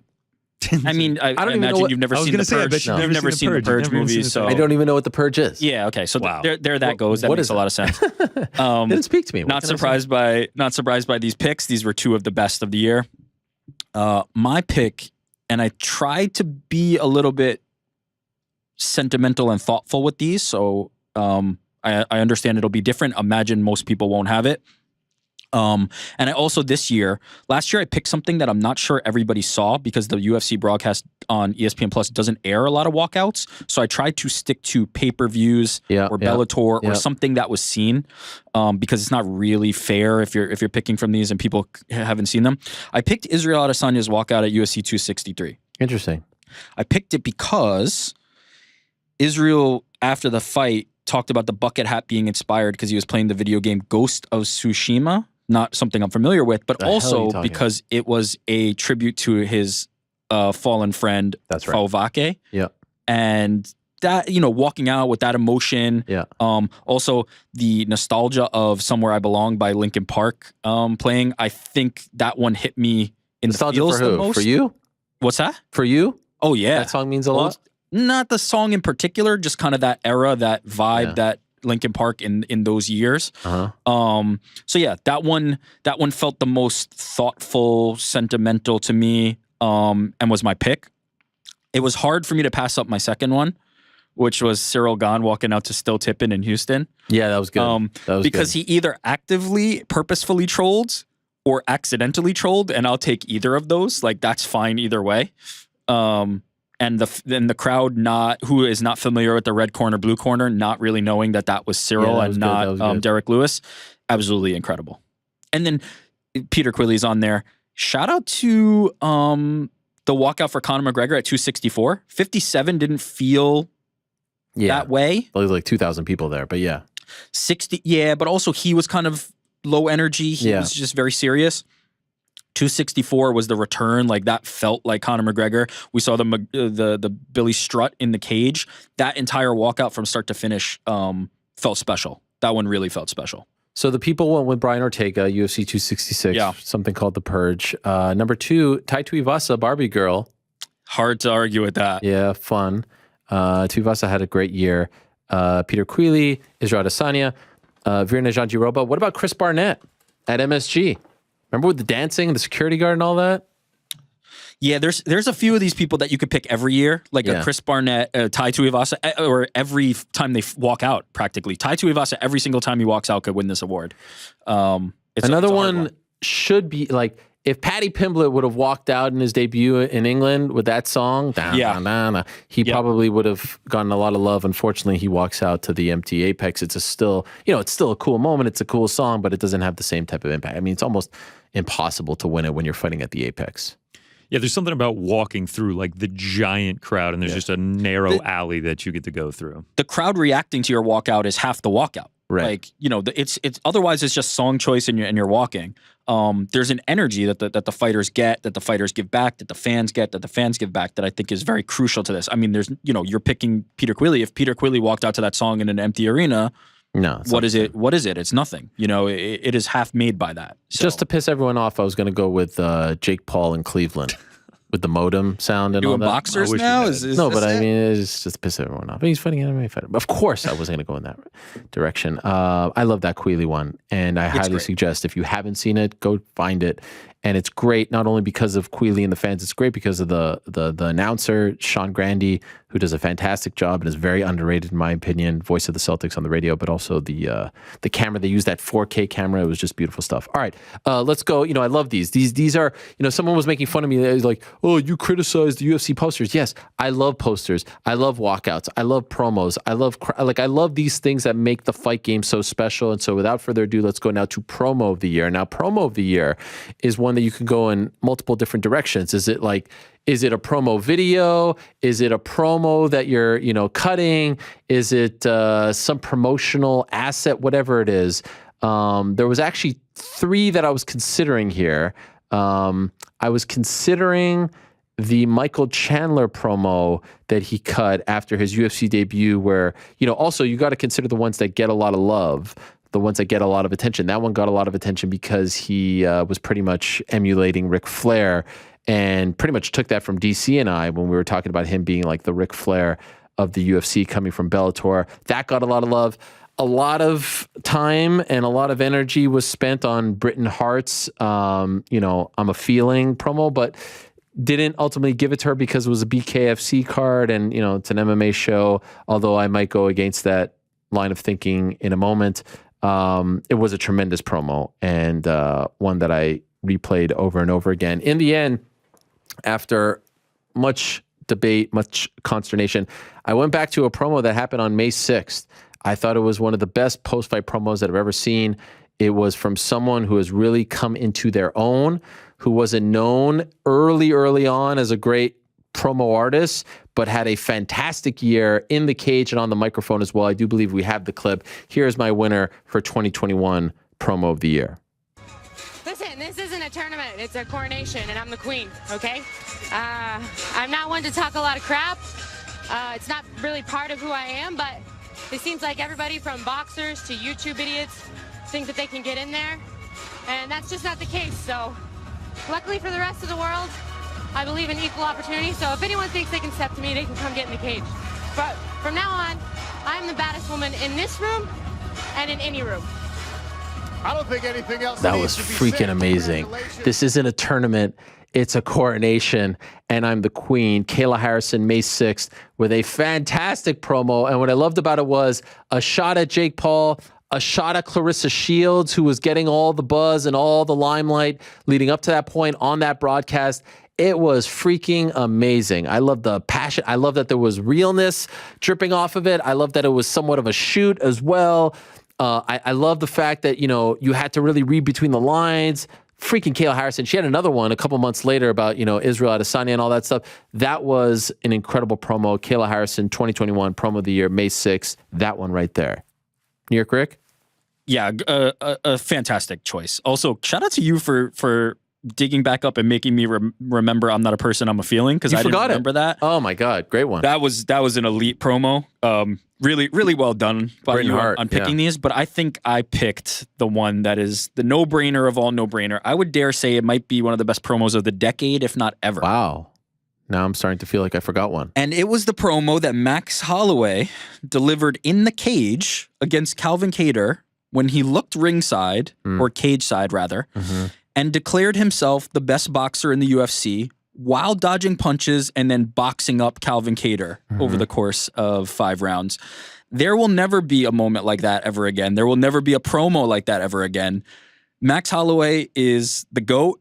That was incredible, and that is the answer. Delivered the promo mid-fight, and sparked a debate that carried on through the entire year on Twitter, elsewhere, and declared himself the best boxer, and we've yet to see whether anybody wants to take that title from him. Yeah, you set that up really strongly. I don't feel bad. I think the Kayla one is 1,000 times better. A great moment. Absolutely not. A great moment, but I don't know if it's the best promo of the year. GC?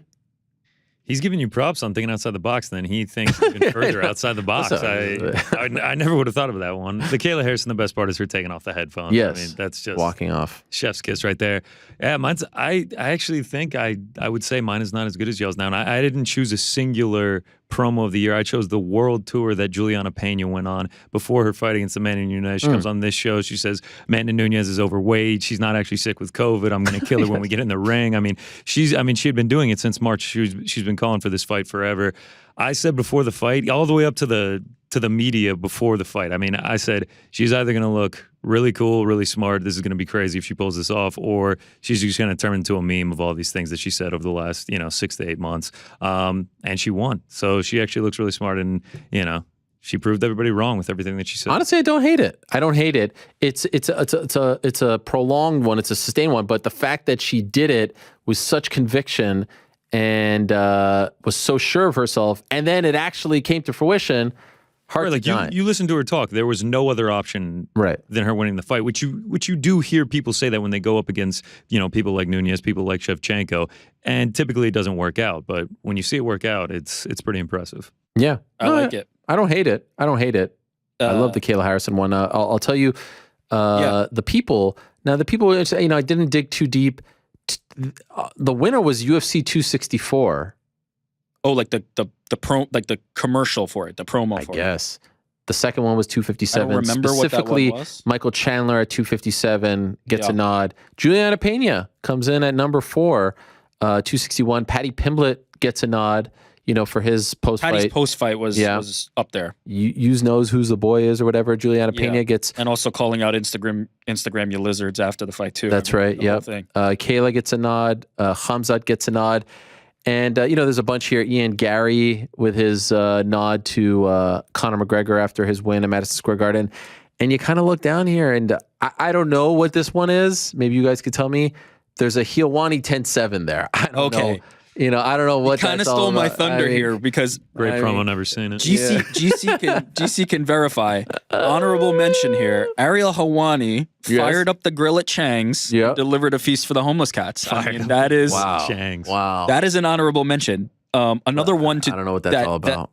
That I'm not sure was mentioned there. I don't believe it was, but regardless of how you felt about the outcome, Julia Marquez, Miley Cyrus on Valentine's Day. Yeah, but he freaking fumbled the bag. Oh, no. We're not talking about the result. Golly. We're not talking about the result. The promo itself, it worked. That could have been an all-timer. That could have been one of the greatest moments in the history of UFC promos. It ended up to me being, is up there. Result aside. But come on, Max Holloway, best boxer in the UFC. Chris Barnett, nice promo after. It was a feel-good promo with John Vellante. Dominic Cruz asking everyone to come together. Rafael Fiziev calling out Hasbulla and then sort of calling out Vince Vaughn. That's right. Forgetting him. Someone made like an official promo between UFC made that. Fiziev and Hasbulla. It ended with like Hasbulla laughing. I actually thought about that one. The tabulations are a little late, so actually no. That this would be for 22. No mention of Helwani V. Danis on Twitter. Maybe that's for Wrong year. Yeah, Wrong year. Maybe at the end. Okay, so that's promo. Always a fun one that I love very much. Another one that I love that's always a tough one that is usually won by one of the under the radar, promotions, if you will, and that's poster of the year. Again, a big part of the fight game. I love the posters. When I worked at HBO Sports as an intern back in 2003, on my last day, they let me walk into basically like the utility closet and said, take all the posters that you want. And so for my senior year at college, my room was littered. My apartment was littered with Sugar Shane Mosley posters and Roy Jones Jr. posters. Who else did I have there? I don't think I had Floyd. Anyway, a bunch of, did I say Sugar Shane? Yeah. Anyway, a bunch of old, Arturo Gatti, a bunch of old boxing. I love posters, and I feel like it's an art, if I'm being 100% honest, that the UFC doesn't care enough about. They're very cookie cutter. You see them take the photos, they Photoshop it. They don't put any thought into them. Back in the day, they were pretty cool, but over time now they're like all branded the same and they all kind of look the same and they go back to the same old hits. So it's very rare for me to give the nod in this particular category to a UFC poster and to a Bellator poster, if I'm being honest. And this year, no different. There were a couple of great ones. Dare I give my nominees first, or should I just go to the winner? Let me just give my winner out, and then I'll give you my honorable mentions. Historically, the Japanese promotions, in my opinion, do the best job. They're outside the box. They're artistic. They're creative. This was a tough one. It came down to multiple Ryzen posters. In the end, I went with this one from Ryzen 28. What I loved so much about it was the nod to, and we could get rid of the lower third here just so we could see the full thing in all its glory. Yes, thank you very much, Yoon. I love propping up the Tokyo Dome. I love paying homage to that arena. I kind of love the fact that it's on some kind of planet, Mars, whatever it is. It's simple. It's beautiful. It's nice to look at. It would look awesome on your wall. It's memorable. They always kill it, dating back to, Pride and Dream as well. That's my winner for poster of the year, Ryzen 28, an absolute beautiful poster. I will also give a nod to Ryzen 33. That's a cool one, different with the fighters, but again, artistic, fun, different. Ryzen 29. Another cool one. I'm sorry for those who are just listening to this, but this one is, I love the little pictures coming down the middle there, almost like the spine. You've got the desert over there. It sticks out. It pops. It's colorful. It's beautiful. It's very artistic. It's creative. I love that they think outside the box. Shout out to KSW 60. This one, I love the colors.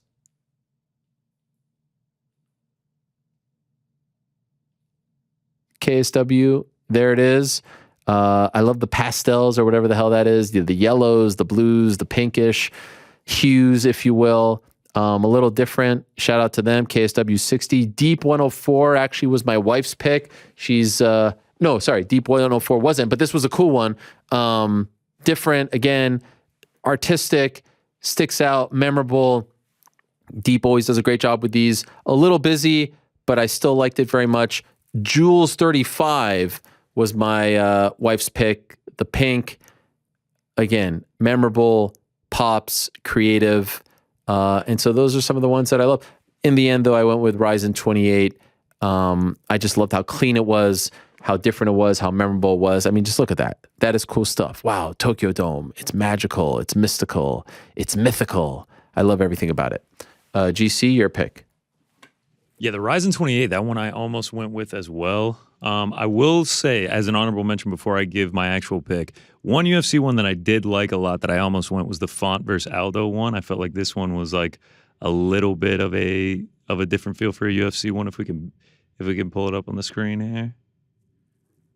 Yeah, I remember that one with the it had like the blues and the greens on it, Yeah. and it was like it was a little. They used the font only being 4 letters and Aldo only being 4 Yes. letters. Like, I'll tell you what I didn't like about that one was the fact that the writing felt like all kind of mishkabibbled, right? It was all like weird. see, that's what I kind of liked about it. You like that? I don't know. For a UFC poster, I know that you said they're kind of cut and dry. I felt like this one was a little bit different. This one definitely stuck out to me. Okay, fair enough.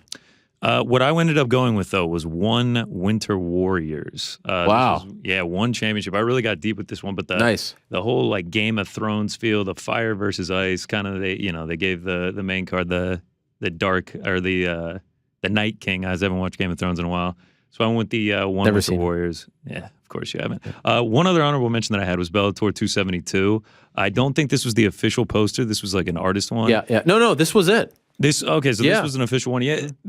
It's a little bit incorrect having him. That's why I didn't give it the nod. They weren't in New York. They were in Uncasville, Connecticut. The second greatest city in America. But still an awesome looking poster. I mean, it does kind of have that Ryzen feel, the way that it's edited and everything like that. So did want to give a shout out to that. It is absolutely awesome, but it bothered me that he's staring. That Kyoji Horiguchi is staring. I just like to think that it's America. It's just America. It's a symbol for America. He's coming to America type of thing. I think if you look closely enough, you can see the Mohegan Sun. Yeah, really? I don't know about that. It felt very deceiving. Like, that's a great poster if they're fighting in New York City. That's very kind. Even you can see it. Yeah, even Long Island. I mean, but it felt like a bit of a stretch. A nice poster, no doubt about it. If you forget about the actual, the inaccuracy of the location. Well, listen, I mean, yours is on Mars or wherever else. Like, yeah, but it's Tokyo Dome. Fudge it a little bit. All right, fine. Yours, Near Crick? Mine was the UFC 268 Artist Series. So UFC partners with artists. So is that fair? I thought. Why not? Why not? It's not official. Now they sell it. It's right. It's an official UFC Artist Series rather than just like an Instagram. By the way, these kill the actual ones every single time. We're not gonna. I don't want to bury everybody here, but let's give a shout out to Gian Galang. No, what I'm saying is the fan one always kills the official UFC one. No comment. Why no comment? I don't want to. Why, you got friends over there? Hard poster makers. Who's hard poster maker? They got a 12-year-old who takes this person's face and that person's face. Come on. Are you serious? I mean, let's not bring up the worst one of all time, Conor McGregor, Donald Cerrone. I actually got a talking to about that one. Because I forgot what that one looked like, but I remember it being particularly not great. Maybe the worst poster in the history of posters, especially considering how big the fight was. By the way, I didn't pick any official UFC posters this year, but I did think the Stipe Ngannou and the Conor and Dustin, both versions, 257 and 264, were decent. I think for a lot of these, the key is like understated, like don't do a ton there. But for me, it was the UFC 268 Artist Series, Gian Galang. Really? Just absolutely killed it. I mean, look at this thing. It's beautiful. And then second, I think you were right with Ryzen, but you picked the wrong one? The wrong one. Which Ryzen one? 30. Ryzen 30. Ryzen 30 wasn't even in there for me. Oh, this one, yeah. Yeah, that's the one. Why is that the one? The small ship facing the crushing waters making their way through. I mean, hearkening back to the Pride days. Just a beautiful piece of art right there. It is. This category. By the way, this category, like I should pretty much call it like the Caposa category, because without him, I don't know if I find any of these. So again, shout out to him. Yeah, always shout out to Caposa, but Ryzen and the Japanese promotions in general. It's just, they're at a different level when it comes to these posters. I think there's certainly a formula when it comes to the North American promotions and their posters, and I think the Japanese promotions or even the European promotions are willing to step outside that a little bit, and that's where you get these kind of things. I mean, you look at Pride, like that's the gold standard. One of my favorite Pride posters from back in the day was the breastfeeding one. You remember that one? Yeah, the butterfly on the glove. Yes, there's all kinds of elite next level ones. Look, sometimes the simplicity of fighter versus fighter, name versus name is what you need to sell. 100%. You need to tell them the story there. But I think thinking outside the box every once in a while pays dividends, and this one for me was fun. And by the way, there is something to be said for the fact that maybe, the Ryzen events are tournaments. They don't have a ton of big names, so they have to do other things to draw you in. I get that. My issue with the UFC ones is they all look the same. It's very clear that, I get it. Okay, they can't do a photo shoot. They can't do this. But it's always this guy, that guy. It always has that box there. I remember when they came out with this whole branding thing. Oh, we're going to do this with the branding. It's all going to look the same. The uniforms, all that. I don't want the same. I want, like that one that you just showed, the Artist Series one, like it looks so different. It's like, oh, wow. Sure. You know what I mean? I don't want two posters to look anything alike. I want them to look completely different. And unfortunately, they all look very similar. 264 got the nod from the people. Really? 257, 267, 260, 264 was the black background Connor and Dustin. Is that? Yeah. Yeah. They're all UFC ones. Simple. The leading All ones. UFC. Even Fight Night Holloway, Rodriguez. Holloway Rodriguez one was all right. Ryzen gets a nod. Ryzen 30. Rising 30, baby. Yeah. Man of the people. Man of the It's a Monday people. afternoon. KSW Talk to me, people. 65. Yeah, got a nod like 10 down. 264 won. Going into 2022, Giga Cater has it's a pretty creative poster actually. Is I it? thought, you know, as on a whole, I know we're being critical at the moment, and I agree with everything you're saying. I will say, as a whole, the collection of them wasn't too bad from the UFC this year. Like, I think there was enough variation. I remember Ige and Korean Zombie had like the kind of like dripping blood font for Zombie. Like, I liked what they did this year. I agree with you though. We need to go step a little bit further outside if we want to make the splash. But I get it. All right, so that's poster of the year. We move along now to one of our newer categories. I think we've only done it a couple of years. Photo of the year. I think that this is one that is often overlooked. And again, the most robust, the most thorough award show. I mean, what other award show on the planet? Okay, on the planet. I'm not just talking MMA. I mean, but on the planet where you have these kinds of categories where we give love to all the people involved in the, in the fight game. And in the end, this is me proving that there is no bias. This is me proving that I appreciated the moment, that I appreciated the finish, that I appreciated the stakes, that I appreciated everything involved. I give it to ESPN Images' Phil Ellsworth, who captured this fantastic moment where Kamaru Usman knocked out Jorge Masvidal back in April in Jacksonville to defeat Jorge Masvidal in the rematch. Do we have the photo here? There it is. The sweat orbit. It captures the moment. It was incredible. There's actually a nice moment. I think the next time Usman fought, they filmed Ellsworth and Usman together. Ellsworth, a great guy, and an even better photo here. I mean, look at that. Well, I shouldn't say that. He's a better guy, and the photo's good too. But just look at that sweat. And there's different variations of this. There's different angles, and they're all really cool. But that is a massive moment captured to a T. It's perfect. My pick for photo of the year is the Kamaru Usman knockout of Jorge Masvidal, in large part because of the sweat orbit around his head. But also, I mean, that is just on the button right over there. Do you see your pick? So you go with this one after see, everything that's you said about it earlier. Well, no, that's Just the the right point. hand. See, now you're trying to put words in my mouth. hand. What's so great? It was an incredible thing. Trash It's not Usman, it's just the sweat. Listen, you didn't mention the sweat orbit. Okay, the sweat orbit. The sweat orbit is incredible.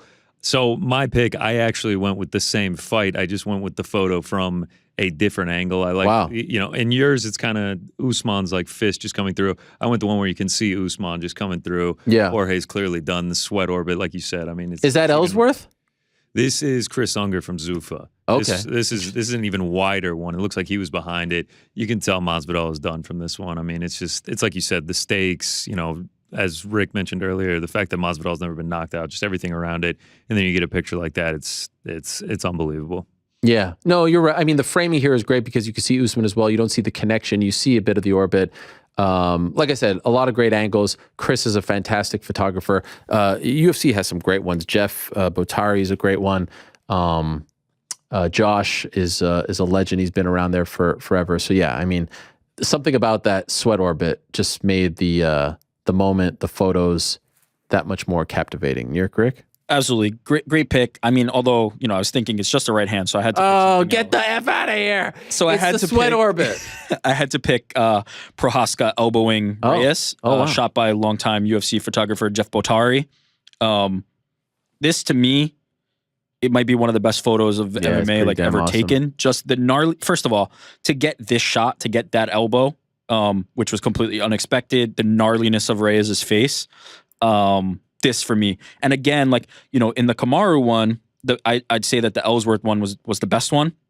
You're not really seeing Kamaru in that. You're just seeing the aftermath with Jorge.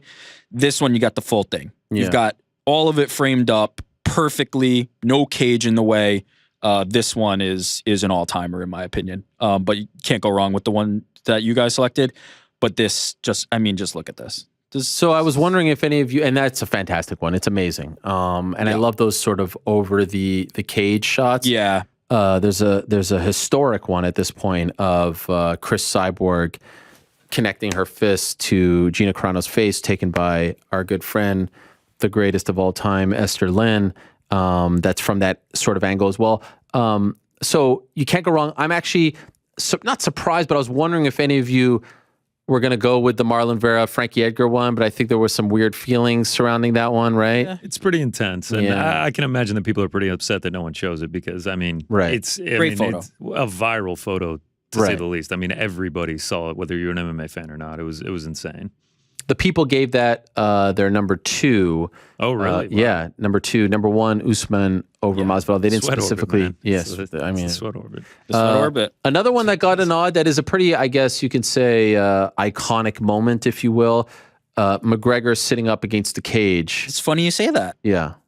We have a photo of that because that was my kind of like 1B. I think Ariel's talking about. Are you talking about the one where he got knocked out, or literally when he's with Joe Rogan? Okay, so these guys actually put 257 lower down. They have this is 264, right? Oh, you're talking about laying when he's down, like asleep, what they like call sleepy McGregor. Yeah.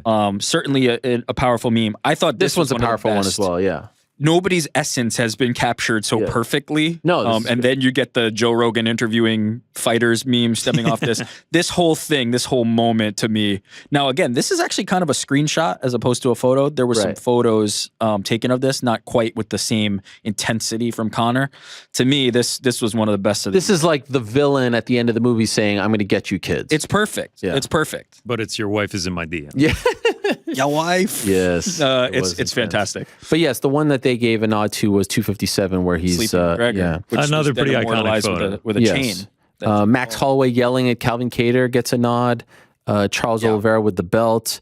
Usman on the cage at 261. And then a few nods to those moments after the fact, which could definitely win, where the fighters who were just engaged in a war come together. Right? We love those. Holloway and Yair in the ambulance was a great moment. So McGregor up against the cage at 264 gets a nod. Nate Diaz pointing at Leon Edwards.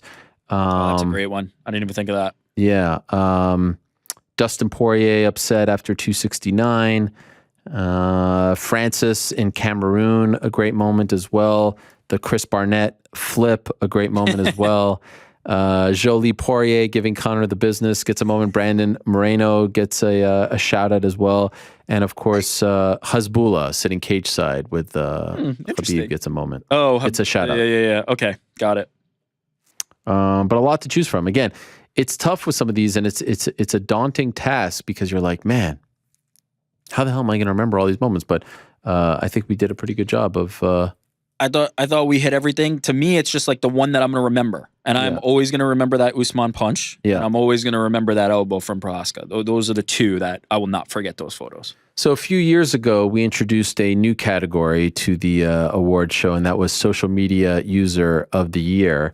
New York Rick, I've never seen someone regret a winner as quickly as he did. I believe, if memory serves me correct, he gave it to Henry Cejudo, and within minutes, right, you gave it to Darren Till? Yeah, it was one of those where I still think in hindsight the right call was Henry Cejudo. Because Darren Till kind of falls into this category of could win it at any time, any year. I felt like that was Cejudo's year. But Darren was particularly on his game, and I did regret instantly it not going to Darren Till. And then it also, you know what made it worse? It was Henry kind of crossed that threshold of being like interesting on social into like cringy on social, and kind of just like made it have a sour taste in my mouth. It was Darren's year, and I gave it to Henry. In Had any a great event, year though. No, absolutely. This is the category that you'll just choose the winner, and then we'll have a few coming up where it's all GC. So you're the social media expert. You have certainly come into your own. I mean, I remember not that long ago, you didn't even know how to use Twitter, for God's sakes. I still don't. Let's be real. Yeah, and now you're... Shout out to Jose, Alex, Casey for carrying me through. So here we are, our 2021 Social Media User of the Year. The floor is yours, my friend. Yeah, so what is your official title, by the way? You're talking about my job title? Yeah. Social Media Director. Okay, from the Social Media Director of MMA Fighting.com. Very fancy. New York Rick. By the way, why are you sitting back so much? I mean, could you sit up? What is this? No, this is how we do. This is how we do back. There's a lot of headroom there. Jeez, if you sit up, you eliminate. No. We're gonna stay comfortable. So, one thing I want to do, I felt like this kind of debuted in a previous era, but I want to make it formal. I want to make it official. I want this to feel like the first and be the real one that we're talking about. And in the spirit of that, I was thinking about who I wanted to give it to this year, and there was one name that really came to mind. But much like Darren Till, it was somebody who could win this every year. So what I wanted to do, instead of giving it to them this year, I'm going to make it the inaugural X social media user of the year. So from now until the end of time, this will be the inaugural. This is the inaugural, but moving forward, it'll be the Kaposa social media user of the year. Wait, I just did that like 2 awards ago. What do you mean? I said it should be the Kaposa poster. It is going to be the Kaposa. Man, Kaposa getting a lot of love. It is going to be the Kaposa. Well deserved. And I didn't want to ask him this year because wait, he's winning?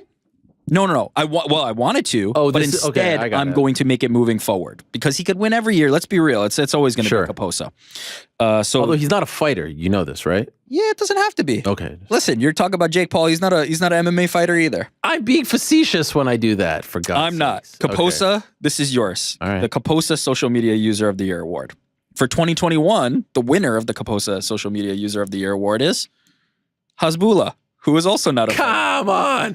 This is the worst. It is going to be revoking Hasbulla. your privileges. No, you can't. Hasbulla, really? It is going to be Hasbulla. Not a fighter? It is. No fighter. Now, Did he emerge in 2020? He did very early in the year, which is incredible. Feels like 9 years ago. When you're sitting cage side, rubbing elbows with Dana White and Habib and all these guys, when every fighter has your name on your mouth. Listen, Fiziev is calling him out in the cage. If that doesn't qualify you, then nothing does. Nobody had a more significant rise, impactful social media year. He really only exists on social media. Like, there's really not a lot that we know about him other than the fact that he is on social media. How old is he? I think he's 18, 19? 18, 20. Yeah, he's like a young man. Right. Shout out to Hasbulla. It was his year on social media. Obviously, there's other people you could talk about. Jake Paul undeniably had a fantastic year on social media. Some of the ones I want to talk about, though, and highlight are the fighters. Terrence McKinney, Adrian Yanez, Kay Hansen, Patty Pimblett, some of the fighters that really get in there and interact with their fan bases. Because obviously myself, our team, we stay very close to social media. We have lists and see who the fighters are. There's a lot of fighters out there, and I think it's a modern thing. It's a new era thing of fighters interacting with the fans, and I love to see that. The fighters that I named are some of the best at that. Then there's the perennials. These are the people that could be winning this next year. Derek Lewis, Israel Adesanya, Darren Till, Sean O'Malley. Sean O'Malley, a fantastic social media year. If you include Twitch, I mean, the guy's next level with it. Bilal Muhammad. There's a lot of these kind of people that could get it any year, but this was the year of Hasbulla. Cannot be denied. Wow. That is the winner of this year. So this one. I don't want to hate on it per se, but listen, you got a better answer? I was expecting a fighter, I named a lot of fighters. They had great years. Nobody had a better year. Can I ask this follow-up? Yeah. Who is instant engagement? I think you know the answers to this. Conor McGregor is. Right. If obviously he sneezes, there's instant engagement there. Nate Diaz, Dana White, Jorge Masvidal, the names that you'd expect. The names. Is there one that we wouldn't expect? I just think there's certain ones that outsize the ranking, O'Malley, right? no? Like Sean O'Malley outsizes his ranking. Like his impact on social media outsizes his ranking. Hamzat Shamaev, his impact on social media outsizes his ranking. He's climbing the ranks, but he's getting the attention and the love of somebody who's been there for a long time. Dustin Poirier had a really good year on social media. He was using it a lot more aggressively and opening himself up a lot. Lots of great fighters to follow. Could not deny Hasbulla. I want to give a special shout out. This is not my category, but I do want to give a special shout out to one who often makes me laugh for his dry wit. Who's that? Arnold Allen. Yes, cracks me he up. is I mean, good. when he's He is just quite like good. complaining to Joe Biden about his Joe Biden's tweeting something out about like USPS, the United States Postal Service, and he's complaining to him about UPS. Yeah, and I think there was a whole about his bike that he ordered. I think there was a whole Tesco fiasco where they were raising the price of the combo meal, and he was getting in on that. He's quite funny. And another example of some of these younger fighters who are putting out fun content and engaging with fans. But yeah, it was his year. It was Hezbollah's year. How do we feel? Is Connor back, or is he in the mix? Or Back, I didn't go anywhere. Okay, yeah, no, I saw you walk out there very brief. I don't mean to. Nah, this gives me a much better respect for you, not going to the bathroom. Yeah, that's right. Ever. How do we feel about a non-fighter getting the award here? I'm cool with it. Hezbollah, he does numbers on social media. All right, no, I know. I think I might say Hamzat. Hamzat is someone. I mean, he's been had a pretty great year. active. Yeah. All right. Okay. Hezbollah gets it on. It's my award, and I'm going to do what I damn you well can do whatever you want. Actually, it's my award and Kaposa's award now, but I'm going to do what I damn well please. I wonder what Kaposa thinks about this. Yeah, listen, I'm Is open to Kaposa the a big feedback. Hezbollah guy? He's the only one I'll take it from. All right. Okay, so there you have it. 2021 Social Media User of the Year is the often imitated, never duplicated Hezbollah. All right, we have reached the midway point of these awards, and it's also GC's time to shine here. Before we get to GC and his betting-centric awards, a quick word from our good friends over at DraftKings. You see how we do that? Right before the betting-centric awards, we give a shout out to DraftKings, our good friends over at DraftKings. Of course, as always, we are brought to you by DraftKings Sportsbook, our good friends. They are the official sports betting partner of the Ultimate Fighting Championship. They are the official sports betting partner of the NFL. Most importantly, the official sports betting partner of the MMA Hour. And I believe they're coming to New York very soon. I just heard a commercial about that on the radio. Download the DraftKings Sportsbook app today, and please do use code THEMMAHour for a special offer. What is this music, Frankie? What do we got here? This feels very 1987, like Thriller. This is a Dark Web. Dark Web. I like. Yeah, it feels like a thriller movie, but from the 80s. Like it's got Blade that. Runner-ish. Yeah, it's got that like Nintendo 8-bit vibe, something like that. So this is in the ad, huh? Well, this is part of the ad, but like if we're breaking the fourth wall, I only got the shorter version, so you guys told me to extend it a little bit, so this is part of me extending the ad read. Did you have a good holiday season? It was great. Yeah, I missed you guys. Edwards Kim, our good friend on Twitter, said he was very excited about having you back in his life. Shout out to EK, our friend. Anyway, go to the DraftKings Sportsbook app. Please use the code the MMA Hour for a special offer when you sign up. Again, that's code MMA Hour only at DraftKings Sportsbook. Yeah. Shout out to the Buffalo Bills. Big win. I believe they covered yesterday against, who did they play again, GC? The Falcons, but I think it was a push. Was it a push? I think it was a push. What was the final score? I think they won by 15. Yeah, 14. 14. Yeah, it was a push. Wow. I know some people got it at 14.5 too. Interesting. I mean, you were feeling yourself there for a second. I mean, talking smack didn't at me, and then I see the tweet only like 6 hours later. There was no need to at you. I could have posted the screenshots. You were begging me for mercy at half. I was all begging. I said I was nervous, and rightfully so, but I never wavered. A big win. I can't say that I was too confident at halftime that the Falcons were going to hold that lead. 1 point on the road. Couple interceptions, actually 3 to be exact, by Josh. Big game coming up on Sunday to lock up the AFC East, but we're not here to talk about that. We're here to talk about bad beat of the year. Now, this is your section here. We've got a few coming up. Bad beat of the year, betting underdog of the year, and lock of the year. Also, most profitable fighter of the year. For those that may not be well-versed in the world of gambling, what does bad beat mean? Yeah, so a bad beat is kind of when it looks like you're going to win the bet. When it you start thinking in your head, you're starting to count the money that you're going to win. I mean, it's really looking like you're going to win, and then something happens and you don't win. So, like, if it was in football, it's a defensive touchdown with no time left on the clock and you don't cover anymore. If it's basketball, it's a meaningless three-pointer at the end of the game, so you don't cover anymore. Something like that, the sporting world that isn't betting probably isn't really thinking about it at the time, and it has a huge effect on the spread or over-under or something like that. Okay. So it's kind of like a winner gets just stolen out of your hands. I often see it on the Scott Van Pelt Sports Center. They do that. Yeah, he right? does the whole segment there. Yeah, Yeah. I mean, it's he's popularized the idea of bad Did he beats. come up with that term?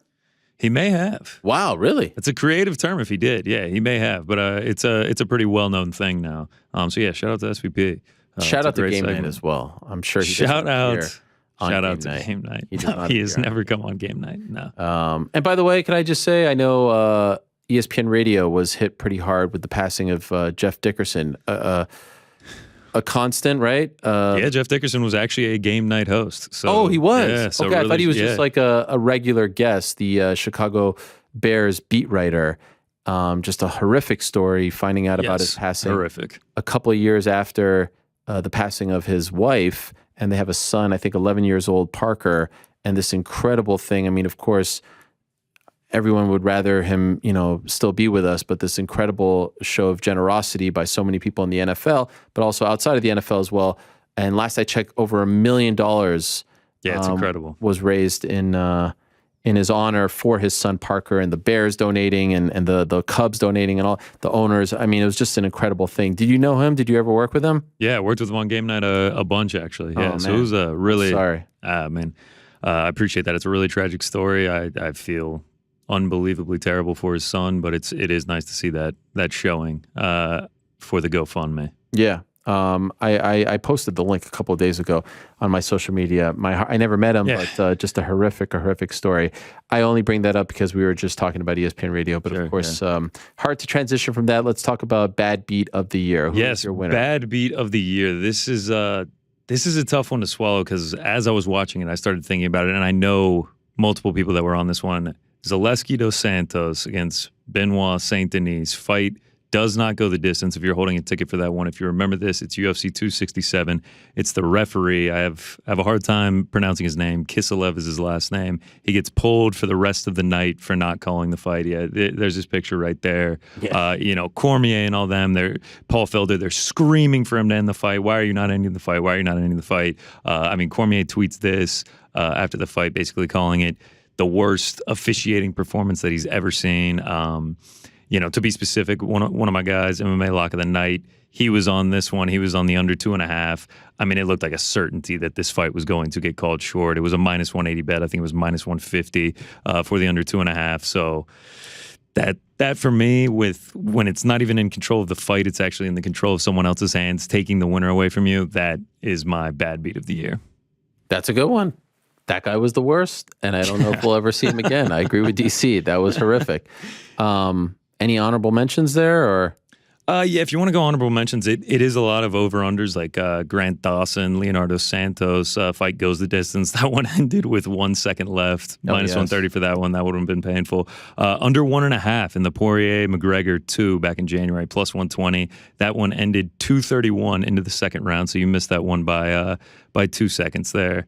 Those are two off the bat that got an honorable mention for sure. It's mostly over-unders that get the bad beats in UFC.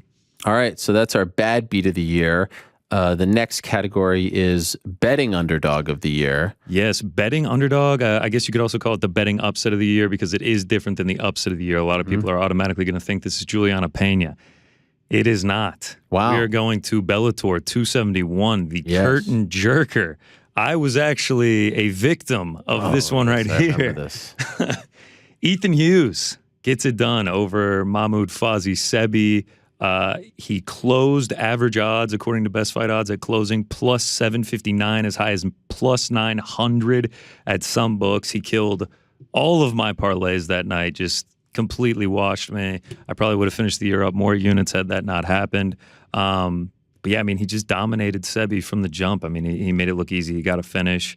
And anytime you're cashing at plus 750, plus 900, it's going to be hard to top. So Bellator 271, the curtain jerker, Ethan Hughes is the betting underdog, betting upset of the year. Bellator had a stretch there where there were a few big upsets, right? Yes, those, I don't have any honorable mentions other than Juliana Pena, but those Bellator cards can get incredibly dangerous with... Big Tuna yeah. and Parrish.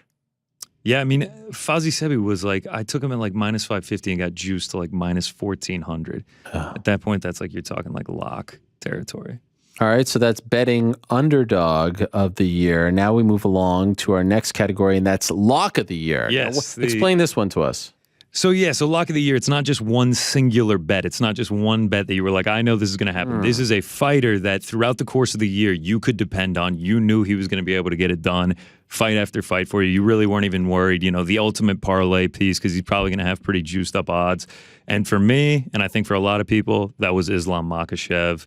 He goes 3-0. He wins all 3 fights by finish. His average odds were around -500, -550. So he was a pretty sizable favorite, but you could always depend on him to throw him in a parlay. I don't think he lost a single round before he got the finishes. He was dominating. You really were never concerned about him winning. So my 2021 lock of the year, Islam Makhachev. Yeah.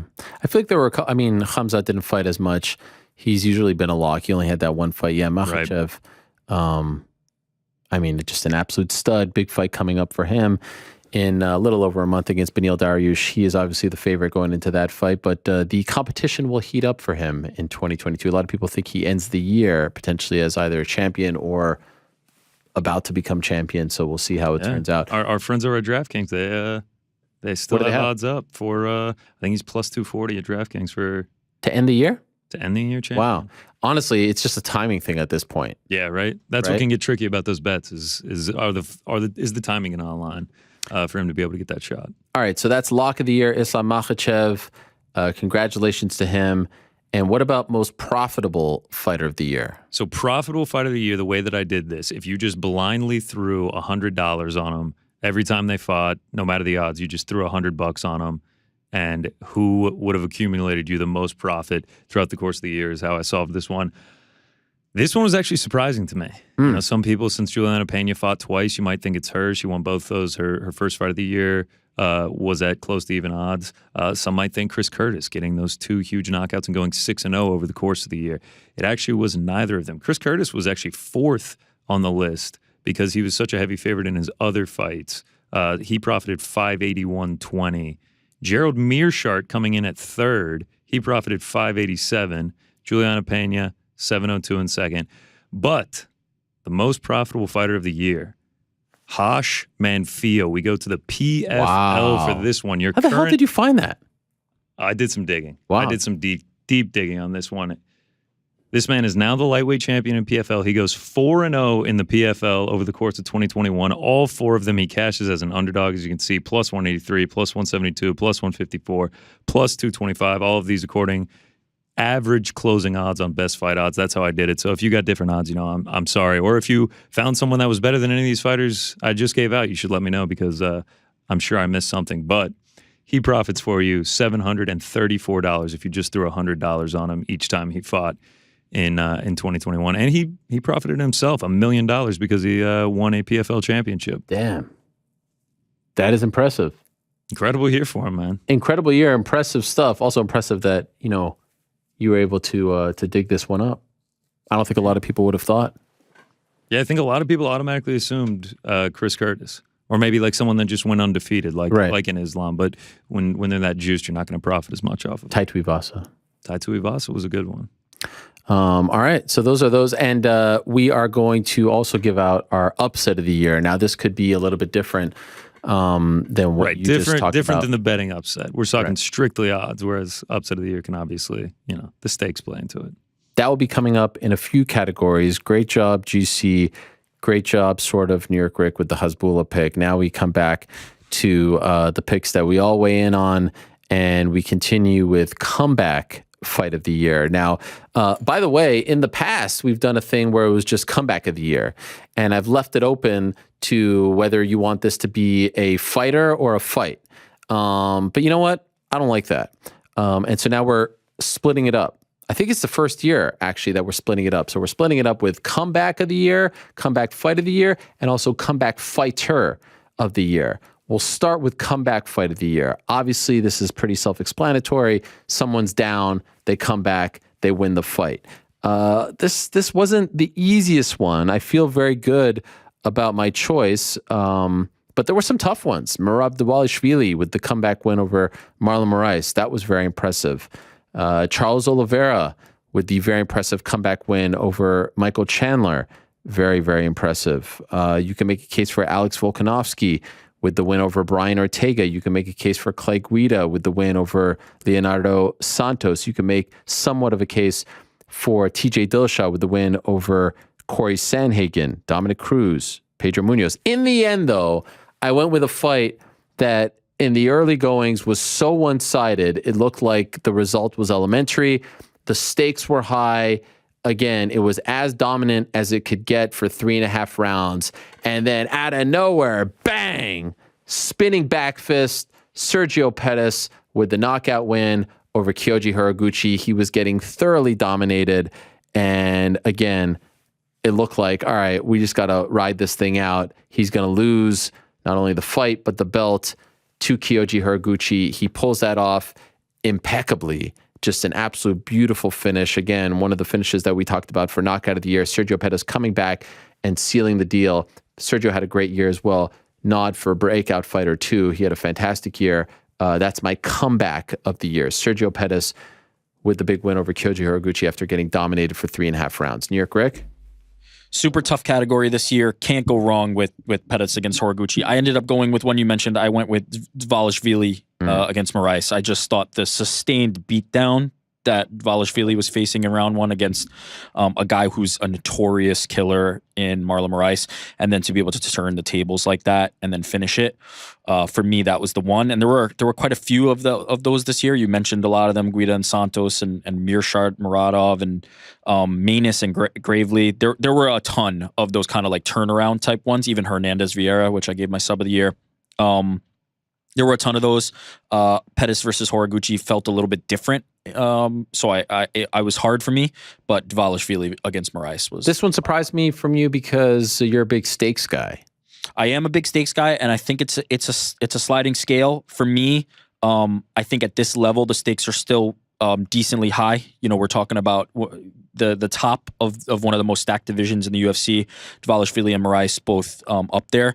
So to me, it had enough of the stakes, and then the sustained beating that happened in round one to me was the kicker. One that people have forgotten, but I think is worth mentioning: Kennedy Zajakwu versus Carlos Ulberg. That one was absolutely bonkers. Just if you were watching that, and as it's going around for 2 rounds, it's kind of back and forth, and there were ups, downs, roller coaster, and then to get the finish on Ulberg was crazy. But there were a lot. This was a very hard one. And Spike Carlisle's comeback win a couple of weeks ago was pretty damn amazing. On the same card as Pettis and Horiguchi. Yep. Also, we mentioned Anthony Hernandez and Rodolfo Vieira. That was somewhat of a comeback as well for Mr. Hernandez. A lot of great ones, and there's nothing more exciting than a great comeback. Darren Elkins with a big one too. What about you, GC? Yeah, I actually agree with Eric here. As far as the Horiguchi one goes, I mean, I was completely shocked, but I do kind of agree with New York Rick in the sense that it was just like a flash knockout, which was so incredible. And I also went with Merab Dvalishvili because of that sustained beating that he put on Marlon Moraes. I mean, he was on skates. I said to my TV that it was over, and then he just comes back. And in the second round, I mean, Moraes doesn't even get a strike off, and then Dvalishvili gets his first finish in the UFC. So just to see him look like he was down and out and then come back in that way, I will make it my 2021 comeback fight. Interesting. Okay. And go ahead. I was going to say, did any of us mention Oliveira and Chandler? Because it was on my list, but I don't know if we. Well, it's so funny that you say that. I mentioned it. And how about this? The people picked it. The people loved Charles Oliveira this past year. They picked the win for Charles. I mean, he was losing the first round very clearly. It's an incredible swing of momentum. Yeah. You could argue 10-8 in round one, and Jose Youngs of MMA Fighting said that. To me, it was too prolonged a period of time between the momentum swings. It just felt like it wasn't one after the other. It wasn't the tables turning so immediately.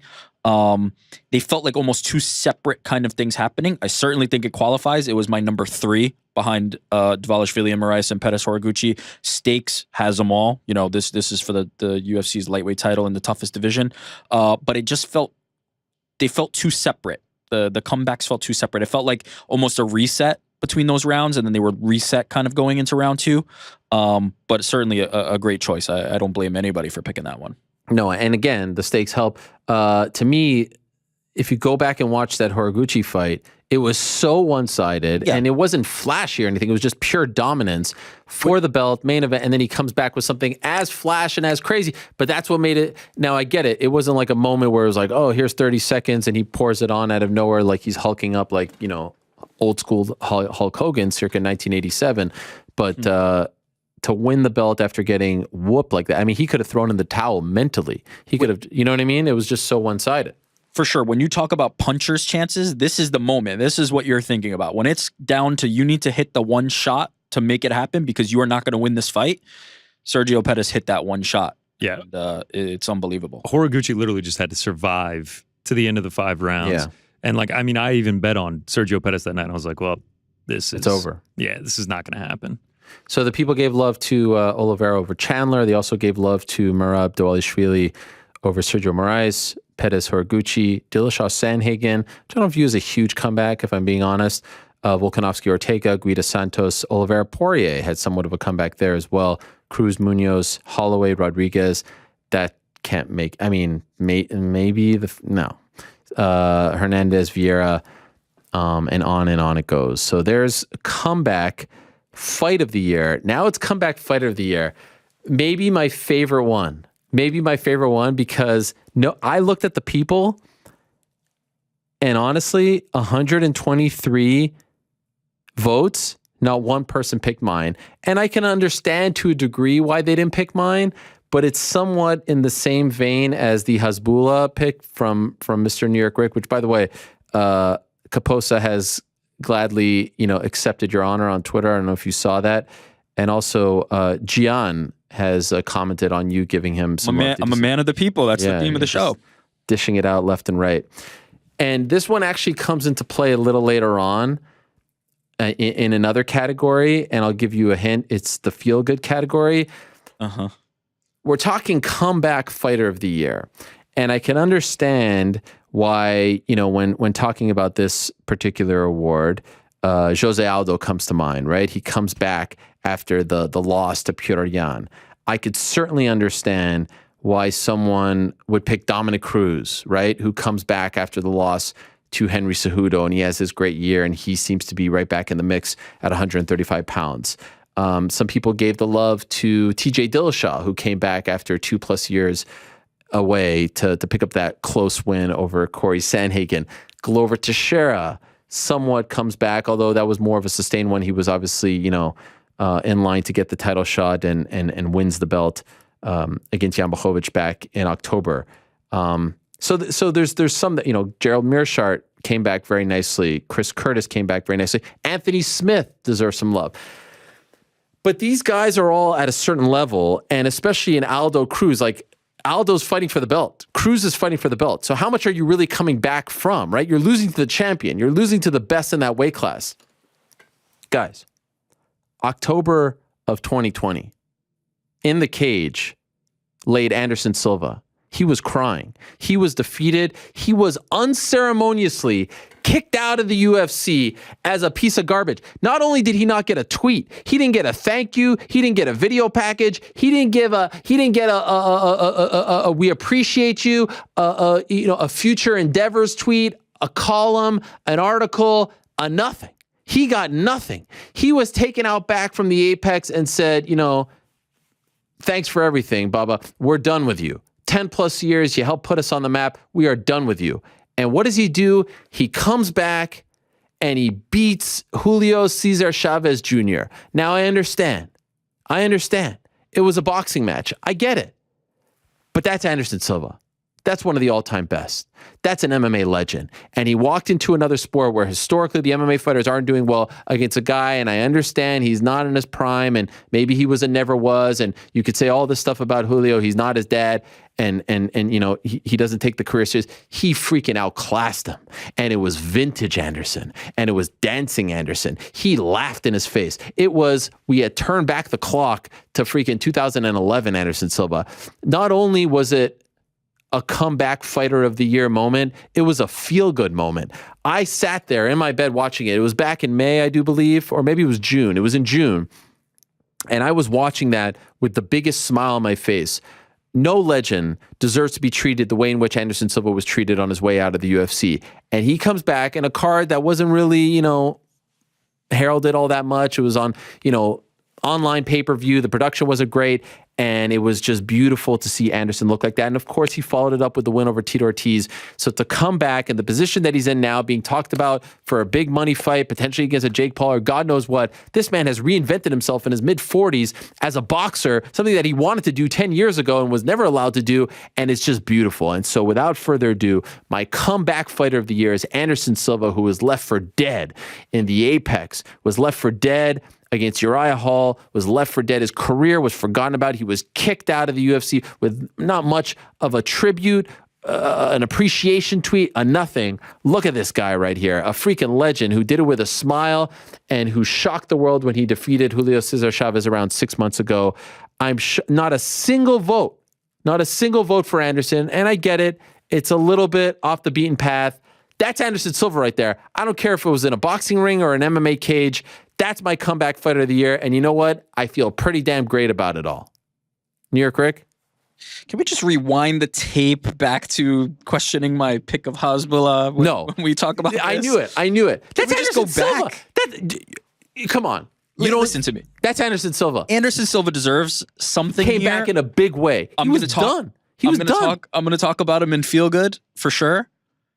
Like, we're picking boxing wins as the... He was done, man. He was done. Come on, you got to give the guy props. No one thought he was I give the guy all the props in the world. It's a feel-good moment of the year for me. Feel-good moment of the year, but he's not fighting in MMA. He was done. He was forgotten about. Remember that Uriah Hall fight? Like, it was like, oh, yeah, let's cry for Anderson. Twilight. He's done. The Twilight. Yeah, and now he's on top. He would look like I get it.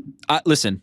He's on my list. He's far down, but he's on my list. I'm with you on this. I think he deserves it. I think when you're looking at how he left unceremoniously and you're looking at losing to Uriah Hall, people are probably thinking it's not happening for Anderson. And I think if you go back and look at the talk around the time of the Julio Cesar Chavez fight, that was kind of like a circus thing, and people were not expecting much from Anderson there, and we got the vintage Anderson.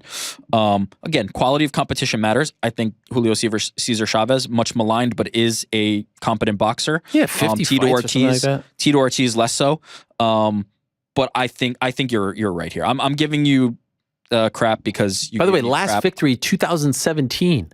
Yeah, his last win of any kind. He was 1-7 and 1 no contest since 2013, and that was against Derek Brunson, who a lot of people, including myself, thought he lost to in Brooklyn. So his last legitimate win, or his last finish, whatever you want to say. Prior to that, Stephan Bonner, UFC 153, 2012. Yeah. 2012. Now, okay, of course the Nick Diaz thing, but he was popped. So I'm saying last legitimate win, Stephan Bonner, 2012. Listen, I mean, we're just gonna have to put this one in the Ronda Rousey. No, picking don't even the wrong start thing with that. here. Listen, it'll be okay. You'll That's make it through comeback. This. That's a you'll comeback. Make it through this. Again, I know, just not in the right sport, but you'll make it through. Aldo and Cruz had it through amazing comeback years, but they're coming back from title fights, so they're still relatively at the top.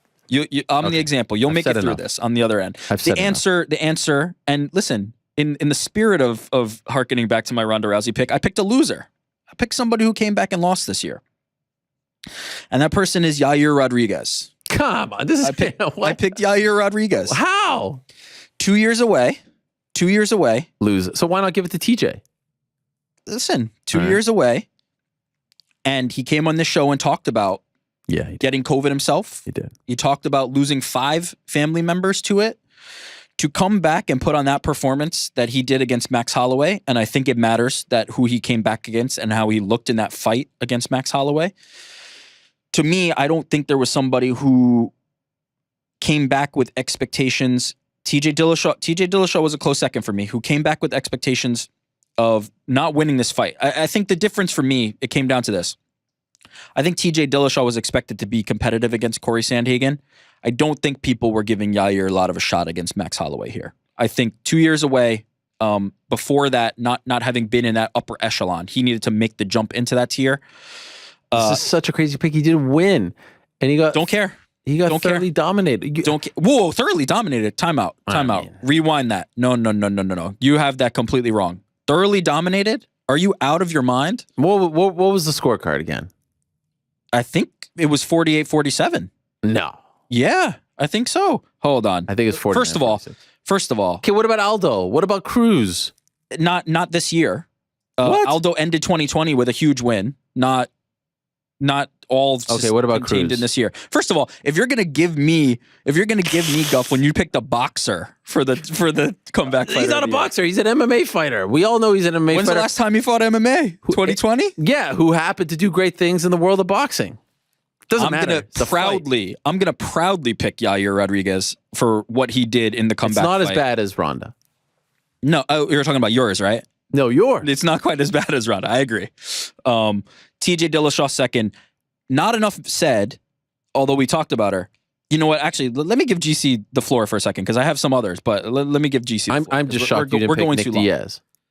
He's on my short list. Look, I knew it. I'll tell you, Nick Diaz has more legitimacy than Anderson That's Silva. such BS. I'll tell you that. I can't believe you're actually. This is worse than it's just a right hand comment from earlier. I'll tell you that. The disrespect. I'll tell you that. What do you got? Wow. I wish I wasn't going last on this one. I wish I had gone first to start it off. I mean, you cut the early promo of the year 2022 on Anderson Silva being a comeback fighter, and then New York Race hits us with the emotional case with the Yair. I mean, and here I am taking Gerald Mearshart as my comeback fighter of 2020. Yeah, see, it's not bad, though. It doesn't invoke the emotion that you guys just had. I mean, you guys have tear jerkers, you know, these incredible stories. But I mean, Mearshart, entering 2021, 1-3 in his last 4 fights. 2-5 in his last 7. He's coming off that 17-second KO by Hamzat, and then a minute 14 in the fight before that being KO'd. I mean, he loses a few more fights. He's probably getting taken out of the UFC. Then he goes 3-0. He gets a huge upset over Muradov, plus 440 dog in that one. I mean, he was on the brink of getting cut. Then he goes 3-0. He strings together 3 great wins, all by finish, all by submission. I mean, comeback fights, I don't know.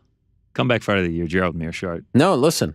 It's a great pick, especially when you consider how badly he was beaten by Khamzat Chimaev, and he talked a big game, right? And then he just gets starched in 17 seconds by Chimaev, comes back.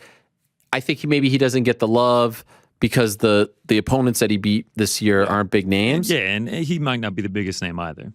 Yeah, but no. Whereas, Anderson Silva. You guys, I'm starting to learn the ways for this award show. There's a lot of good options here. Gerald is very near the top of that. Chris Curtis, he was retired multiple times, comes back.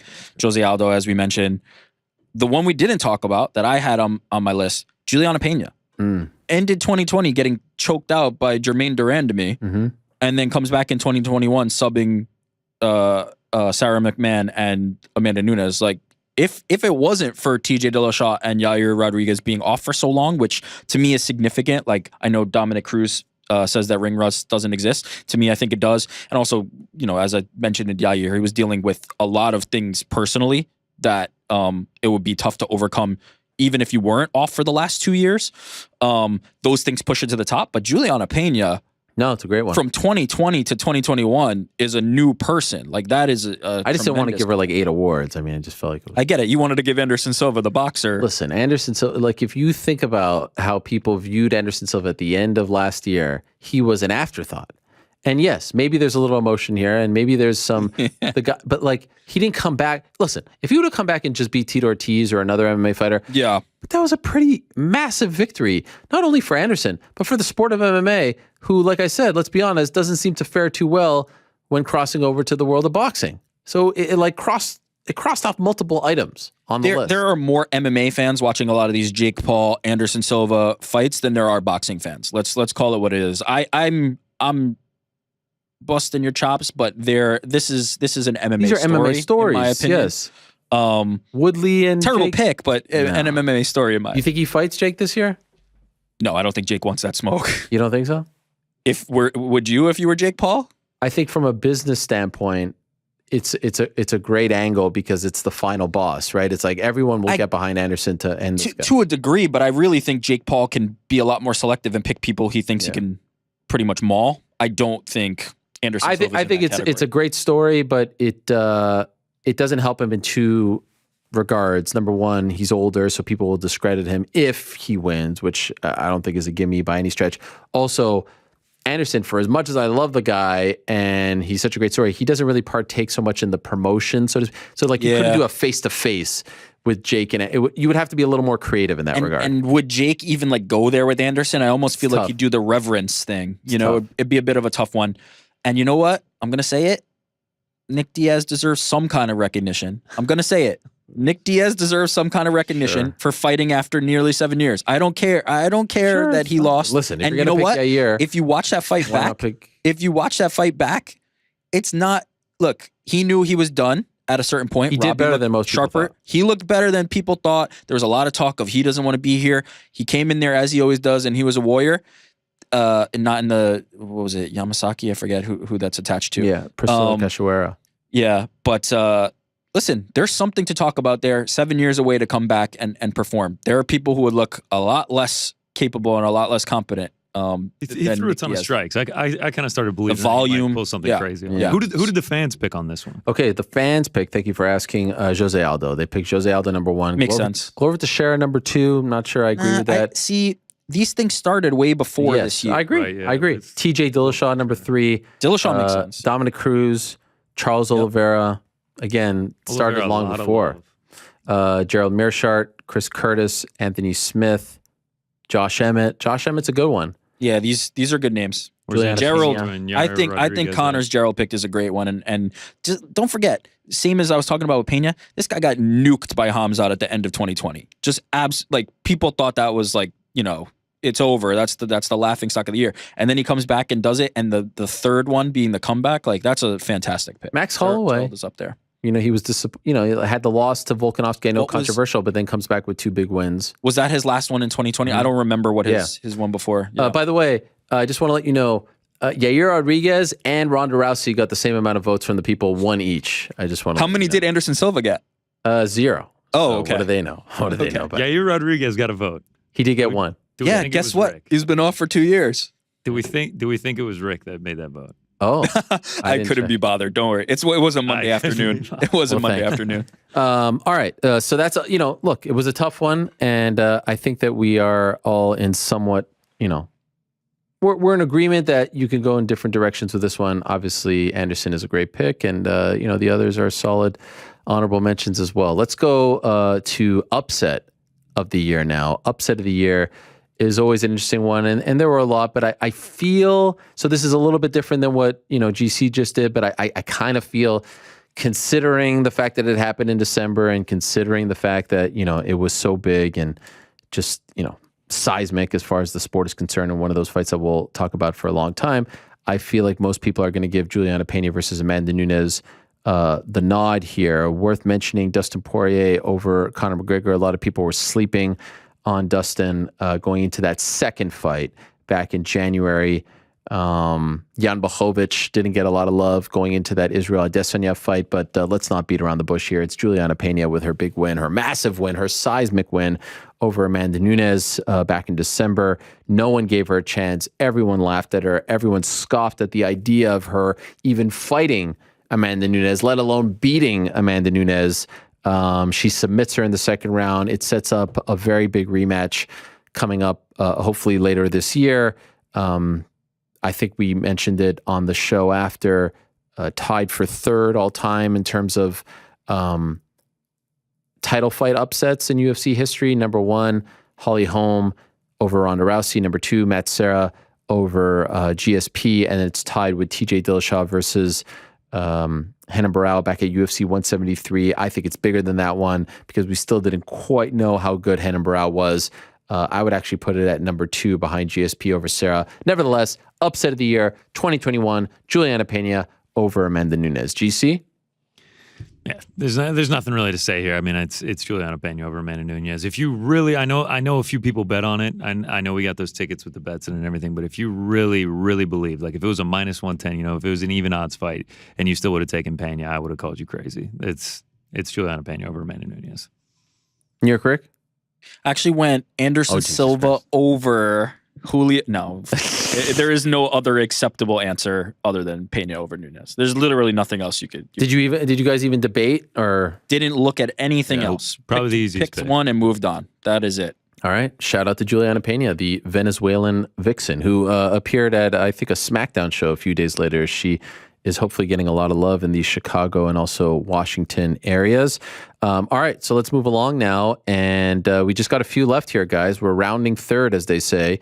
Rivalry of the year. This one I debated. It came down to two. One off the beaten path, and then one a pretty, standard one. And I feel pretty good about mine. There were a lot of fun rivalries this year. Of course, when you think of rivalry of the year, I think it has to be one that spans a considerable amount of time, right? It can't just be, in my opinion, the build up to one fight. It's a 2-3 month process, and then it all just kind of dissipates. It has to be bigger than that. It has to be longer than that. And so I think of something like Petr Yan versus Aljamain Sterling, which really started like late 2020 and then goes all the way to March, and then the controversy, and it goes all the way to October, and he gets injured, and it's still a thing, and hopefully we'll get some kind of resolution to that. So that's one that I think is worth mentioning. I think Rose Namajunas versus Zhang Weili got pretty heated at one point. Of course, they fought twice, so it built up to April, and then, of course, the rematch in November, although I didn't give it quite the love and the recognition, because a lot of people, including myself, thought that the rematch wasn't warranted right off the bat. I mean, a great fight, obviously, but we wanted to see Carla Esparza fight Rose Namajunas. At least most of us did. Israel Adesanya versus Marvin Vettori, worth mentioning. Colby Covington versus Kamaru Usman was something that happened for a very long time. In the end, I went with Conor McGregor versus Dustin Poirier. I don't love this pick, but because it got so heated post-second fight leading up to the trilogy and even the stuff after the trilogy, like that was an intense rivalry. And also the other thing that I consider here is like, what is the biggest box office, right? Like what makes the most amount of money for the UFC?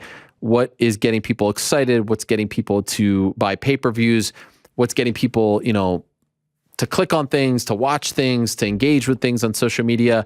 That rivalry was a thing for a very long period of time. Now, it's not so much of a thing right this moment, but even like at the end of the year, Dustin's talking about Conor and Conor's talking about Dustin. I'll tell you this much, though.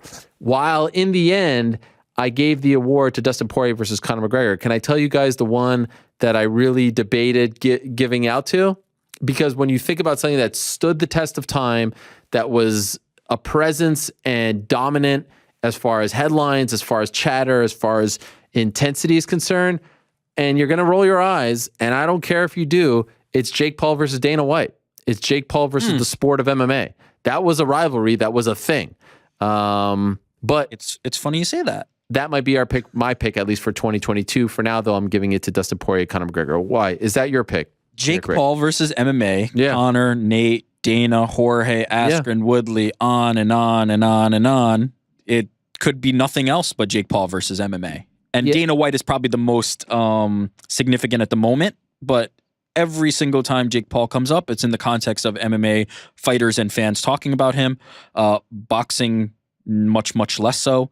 It is Jake Paul versus MMA. It's exclusively at this juncture an MMA story. Correct. Exclusively. Like, he does something, he says something, it's not even talked about in the sport of boxing. And they have their own issues. It is, but not to this extent. Not to this extent. Yeah, I know, like, ESPN gave it the knockout and everyone got upset about that. But for the most part, like, all the stuff after the fights, not related to the actual action itself, is almost exclusively MMA. And I actually wanted to ask you guys about this before we get to GC's pick here. Unless GC's pick is Jake Paul versus MMA as well. It's Jake Paul versus MMA. Is it really? I mean, dude, we could have been in sync. You botched it. No, okay, there you go. That's why I wanted to ask.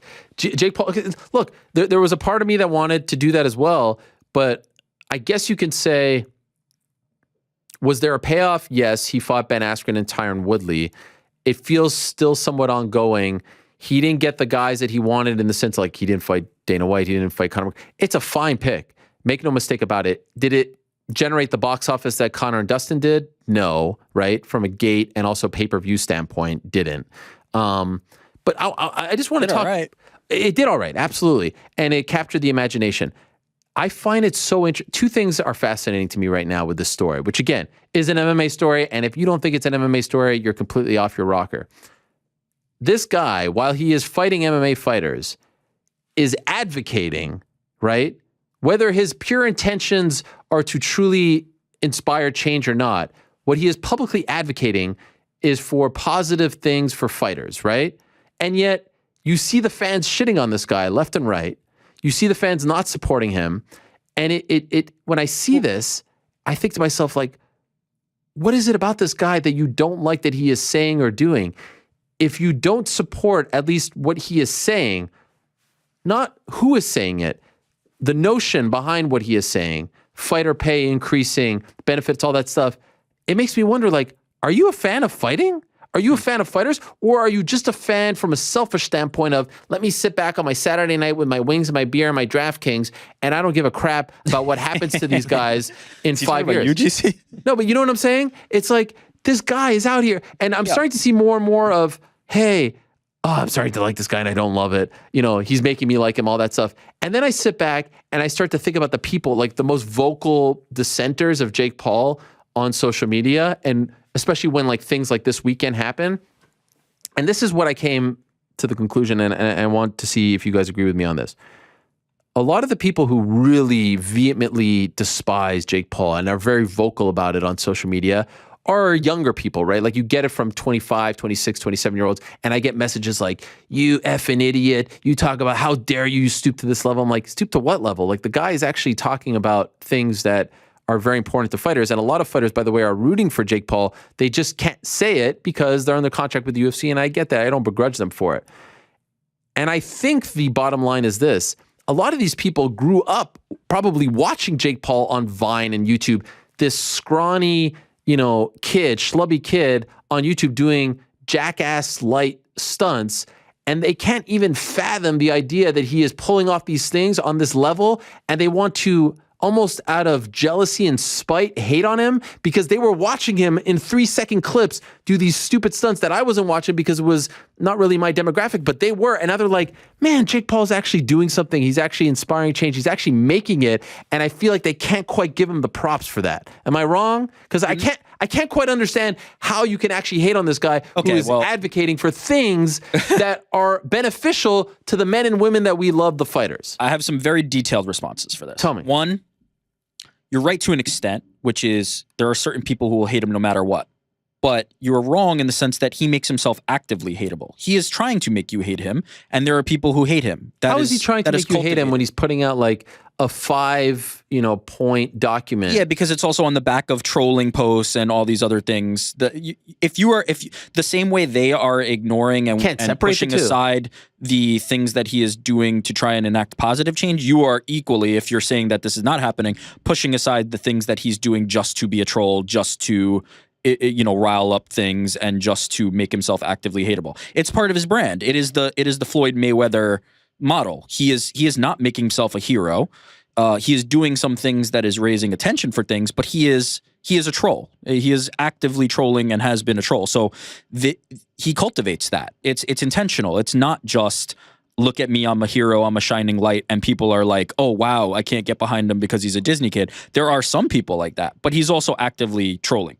Secondarily, I think the reasons why it's easier to pick apart the things that he's advocating for are, A, it's self-serving. At the end of the day, yes, he can be talking about the right things, but it's always wrapped and couched in the idea that he is doing this because it helps him and he's trying to do things for himself. B, it's unrealistic. None of these things are actually going to come to fruition. The challenge to Dana White won't come true. There's no I could give you point A, but point B is not fair to him. Like if you don't shoot for the moon, if you don't try for things, it's not on him that it's unrealistic. It's I'm not saying it's his fault, but I'm saying that that's a easy reason to dismiss it, right? If nobody believes that that's really going to happen, it's a very easy thing to then say, okay, this falls into a different bucket. It's not real. And the fighters don't advocate it for it themselves. Like Jake Paul seemingly is the only one talking about it, right? We know all why, of a sudden other fighters started coming out and saying, hey, I agree with what Jake Paul's saying, then it becomes more real and there could be credence to it. But because it's not, because it's only coming from him and it goes back to A, it's only self-serving, or not only self-serving, mostly self-serving, because that's what he's after, then it becomes easy to dismiss. He is saying the right things, or he's trying to advocate for the right things, but I think it's always going to be couched in who the messenger is. That matters a lot. And he is somebody who has very much come from the model of trying to be polarizing, not the shining light, not the example to hold up. So I think you're right that there's noble intent as well, and I think there should be people supporting it, but until that happens, he is the one delivery method for that, and he's not a likable person from that perspective. He wants to be hated and loved. What do you think, Both. GC? So I tend to agree with you in the fact that like there's like a roadblock in people's mind that he's always just dumbed down to YouTube star, Disney Channel star. He's just a joke. He's not serious. Like I feel like that makes him more easy to dislike for people. They just view him as a joke. They can't see this as being serious. He's got 5 pro fights now. At what point, how many fights does he have to do where it transitions to like that's what he used to do and now he's an actual fighter? Like I guess it's just he has to box a boxer. That's like the classic excuse. Yeah, man, he's just he's just such a topic that people feel so strongly about. That's why I chose him as the rivalry, because anytime anything comes out about it, it's just like it just everyone has an opinion on it one way or another, whether you like him or not. I kind of fall into the category as you. I mean, I respect his game and what he does. I mean, he's making a lot more money than me. So well, he's a disruptor, right? And people use that word, but like he was a disruptor online, as was his brother to an even greater extent. And now he's disrupting the fight game. And to me, ultimately, whether you like him or not, whether you think he's genuine or not, the one thing that just drives me nuts in all of this is just one thing, really. It's when people dismiss it or dismiss him as being a non-MMA story. If you don't consider this guy right now, yes, it's sort of like you saying like Anderson's anonymous. No, of course. Not only is he fighting MMA fighters these days, everything he's talking, like he's not trying to change anything in the world of boxing, right? He's talking about changing things in the world of MMA. Yes, I know, kind of, but like even give him credit there because he's putting Amanda Serrano in the 100%, the co-main event. So even there, he's trying. He has some noble intent for sure. Absolutely, and you know, it's interesting that Dana. So Dana comes out. The thing about Dana is, and I also see people saying like, oh, you get excited about this because he's beefing with Dana. I couldn't like we're doing a freaking award show here. 98% of our picks are UFC related. 98% of my guests are UFC related. It's a tired, lame, you know, BS excuse. Whatever. Think whatever you want. What's interesting is like if it was just insult, like I don't even love that stuff, right? When he's making fun of looks and all, like to me, when you're actually bringing up stuff that are worth bringing up, like fighter pay, revenue sharing, all that, and it becomes a topic of conversation, right? On a Saturday in January, in the midst of, you know, the NFL and all this stuff, like what's on the MMA Fighting social page? We're talking about fighter pay, right? And I know it's a dull moment in the sport because there's no events, all that stuff. But when that's a topic of conversation, when it's raising awareness, when it's starting to creep out, and people are like, "Oh, look at Jake Paul talking about this," that to me is a win, right? And Dana's gimmick is Dana has the same, you know, repertoire of 5th grade insults that he's been using since 2004. He'll call you goofy, he'll call you a goofball, he'll make fun of you, all this stuff. And he's never answering to the things, as unrealistic as they may be. He's never really addressing the stuff that Jake is coming up. He's saying, oh, you know, steroid. He's the only thing he's answering is the cocaine accusation, right? Which again, I wish that stuff, that almost clouds the other stuff, to your point. But if at some point, if this escalates, if this continues to build, and the topic of fighter pay continues to be brought up, and at some point they bite, and I don't think they will, it's a fascinating thing. And then on Saturday, when Dana puts out his video and finally brings up the topic that I keep bringing up that people seem to ignore, the guy behind him, the guy beside him, Nikisa Badarian, not his attorney. He wasn't his former, like Dana loves to do this, right? Oh, he was my attorney. He wasn't the attorney, accountant. He called him his accountant, former UFC accountant. He was a CFO. He was the chief financial officer of the UFC when they were sold for $4.025 billion when they cut the deal with Reebok and USADA and all that stuff. He was a massive, massive part of that company. He's trying to just, you know, diminish him and belittle him. And it's the same way when he talks about Hunter Campbell, he calls him my attorney. He's not his attorney. He's the chief legal counsel of the UFC. He's one of the most important people. Even when he talks about the matchmakers, he says my guys. He doesn't really give them the props. That's his MO. I just find it fascinating that now he brought this guy out who, let's be honest, of course he has a lot to do with all this and he's giving him the insight. But Jake Paul could be shining a light on a lot of different things right now in a lot of different places, on a lot of different sports, in a lot of different platforms and avenues. He's talking about MMA fighter pay, a topic that we've been talking about for a long time. I say freaking please do all the other crap. Troll as much as you want. You keep talking about this. How is this not a win? If you don't love fighters, you don't care about this. If you care just a little bit about these men and women, and more importantly about their futures, how are you not in support of what he's talking about? And it has nothing to do with whose side you're on. It's like, of course we want these men and women to make more and to be better set up for the future. And so that's ultimately what I care about here. I don't care what the means is. I don't care who the messenger is. The fact that we're talking about fighter pay on this large of a scale and platform is a win for MMA. You can like the message without liking the messenger, and I think that's right. But people have a hard time deciphering there's a reality that none of this will change unless the fighters take ownership of it. That's just the reality. It's the same. Like when we used to do the MMA beat, and every week we're talking about fighter pay, and it's like, you know, there was that period 3 years ago when no one would raise their hand. Unionization and things. Yeah, and so it will be interesting to see when this Jake Paul thing is done, and there is a shelf life on this, and this will actually be done. If he continues to talk about this. The one thing Dana did address is, hey, if you think you can do it better, do it. So I think Jake Paul has the means to do it. Let's see what happens when he's done boxing. Do it. He has his own promotion now. Yeah, as you know, a promotion in boxing is much different than a promotion in MMA. Like you can co-promote. He's doing this Eddie Hearn fight, Amanda Serrano, Katie Taylor. Like that's not his promotion, right? Like he has one fighter under his banner. It's a totally different structure. Yeah, and listen, it starts somewhere. The same way this fighter pay conversation starts somewhere. Right now, he's just advocating, right? He's just talking about it. He's just being a voice for it. He's disrupting. He's disrupting. Let's see what happens when he's done boxing. Let's see what happens when he's done fighting. Maybe he will be the one to try to change the system. Maybe he will be the one that is offering another outlet. There have been others that have tried before, and it has not changed. And I think that is because the fighters have not bought in and they have not tried to do it. Let's see. Maybe he can do it. But MMA fans now, they just always, I can't believe, like, what other sports, like imagine being a Knick fan and siding with James Dolan.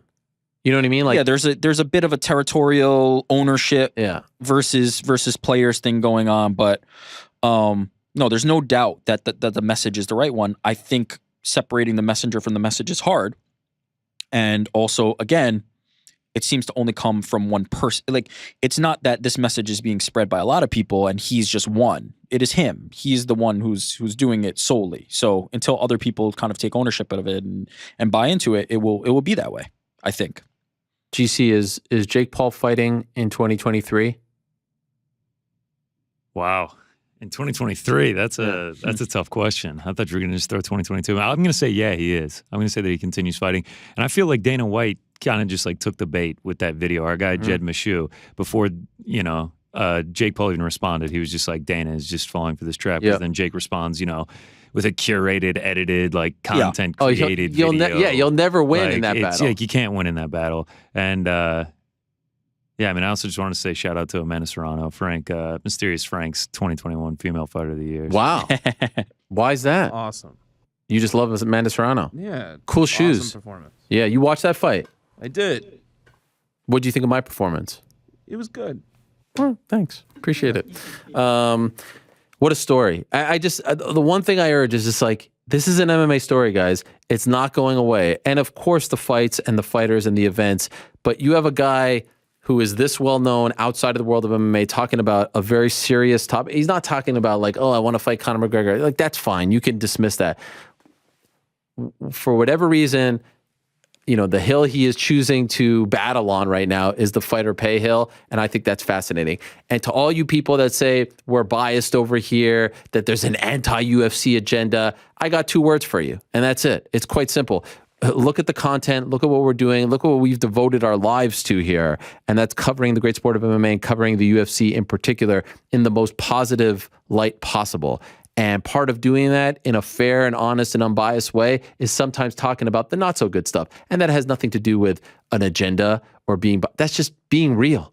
That's just not worrying about, getting a phone call if you say something, chewing you out. Because I can assure you, there's a lot of people in this business who aren't real, who don't tell it like it is, who don't bring up the sometimes uncomfortable things because they're afraid of that phone call. I was one of them. So I'm speaking from experience.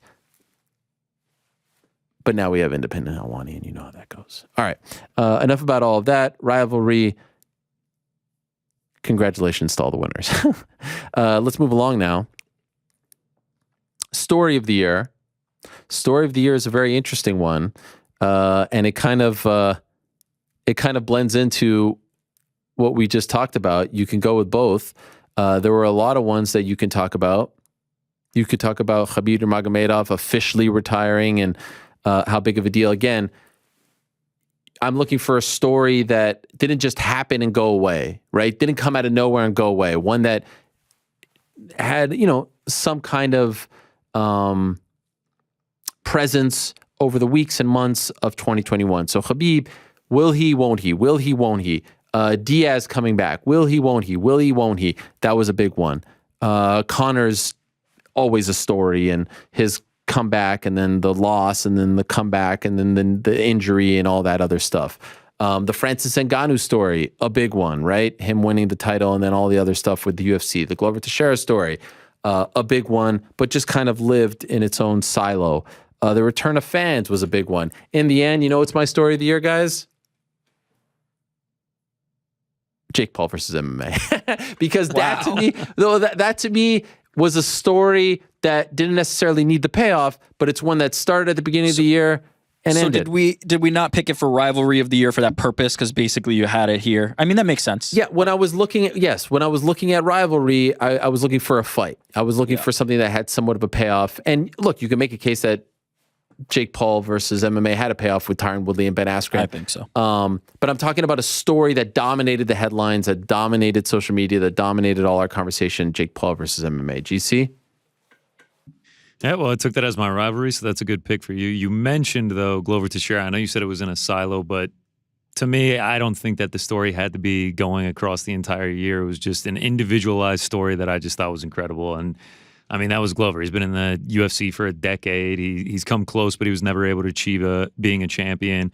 And entering 2019, he was 2-3 in his last 5 fights. He was 39 years old. I mean, he was opening on main cards for fight nights. Like he hadn't been on a pay-per-view since 2017. I mean, he was below Paige Van Zandt and Greg Hardy, for God's sakes. And here he is beating Jan Blachowicz as a big underdog. He's been cashing as a big underdog a lot of lately, and now he is the light heavyweight champion of the world. I mean, it's just incredible. And to happen to a great guy, too. I mean, he's super easy to root for because of who he is. That might come up in our feel-good moment of the year as well. Transition. Well, that's why we did it like this. This is why we did it like this. Mr. New York Rick? The continued impact of COVID-19, whether it be fighters dropping out of fights, whether it be fighters taking opportunities to fight more frequently, whether it be fans returning, whether it be fans absent, UFC stuck at the apex. Every single thing this year has been impacted by that. I gave Yair Rodriguez my comeback fighter of the year. He lost 5 family members. There is just a print, a thumbprint, a shadow of COVID-19 over this past year. And it continues to be the story, and it will continue to be the story in 2022. I do not see that changing. So that continues to be the story. Obviously, I'm not tugging at the heartstrings here. I am not picking something that I want to continue, but this was undoubtedly the story of 2021 for me. Sorry, go ahead. No, go ahead. I was going to say, you mentioned Khabib being officially done. Obviously October was his last fight. October of last year was his last fight. But not only being done, but starting a promotion. That's interesting, I think, for Khabib. And then Jake Paul versus MMA is certainly something I had on my list. And how about John Jones moves up and sits out? John Jones moves up to heavyweight and isn't fighting at all in 2021. And now we're, looking ahead to 2022, and maybe he'll fight, maybe he won't. But I thought that was obviously a significant movement in the sport. Yeah, and also, his run-in once again with the law. You could also give a nod to Khabib, the coach, transitioning in honor of his father to becoming a great coach. Francis Ngannou, like I said, was a great story. Charles Oliveira, worth mentioning as well, finally climbing the hill, a fantastic story. Glover got a lot of love from the people. And by the way, the people, what was my... Wait for it. The people gave... Did I give a nod? Yeah, I said that the people picked Poirier McGregor for rivalry, right? Yes. Yeah. So yes, the people... Let me go back. Yes, the people give Brandon Moreno some love. They gave Juliana Pena with her massive win over Amanda Nunes love. They gave Jake Paul love. Chris Curtis, the crowds, Dan Hooker's travel issues and all that. Hiawani versus Shab. I don't know what they're talking about there with that one. These ones are so hard because so many of them are also feel good. Yeah. You know, like when you pick the individualized moments and fighters, it's so hard. But I think, all worthy for sure. And again, we're such bad guys. We're so biased. We're so negative. We have a feel-good moment of the year, and so let's transition to that. Feel-good moment of the year to me is, again, as New York Rick said, we may have mentioned it already. It's a moment where you're like, man, that was awesome. And it gives you the feels, and you feel all good inside, and you feel all warm and fuzzy inside. And honestly, this is one of my toughest because there's so many great ones. Anderson Silva winning against Julio Cesar Chavez was a feel-good moment. I was sitting there with a massive smile on my face, just so happy for the guy. Glover Teixeira winning.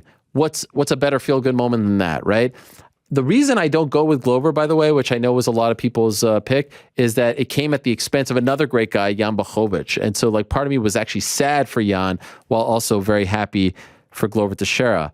What about that moment between Robbie Lawler and Nick Diaz, right after their fight, where they kind of hugged it out, and Robbie's like, "Are you good, man? Are you good? Like, if you need anything," that's a feel-good moment right there. While also somewhat of a depressing moment. Chris Curtis and his great moment. Oh, we didn't get to it just yet. Chris Curtis with his great moment and coming. Chris Barnett with his great moment after the big win over John Vellante at Madison Square Garden. Francis Ngannou, Dustin Poirier offering to donate $20K. And by the way, he is making good on that because he asked me to link him up with Charles's people. So that was a great moment. After his loss, Charles Oliveira finally getting the belt, great moment. Brandon Moreno, great moment. But when I saw this moment, that 3-second moment, and you have to be a longtime fan of the sport. And the moment, in case you're listening, is back in September. George St. Pierre is in the locker room, just as a coach, just as a training partner. Nick Diaz is also in the locker room.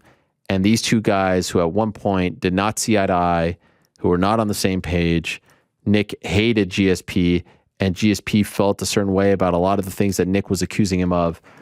Right before Nick's return, that we all felt a certain way about, that we all had mixed emotions and feelings about. Did he want to be there? Did he not want to be there?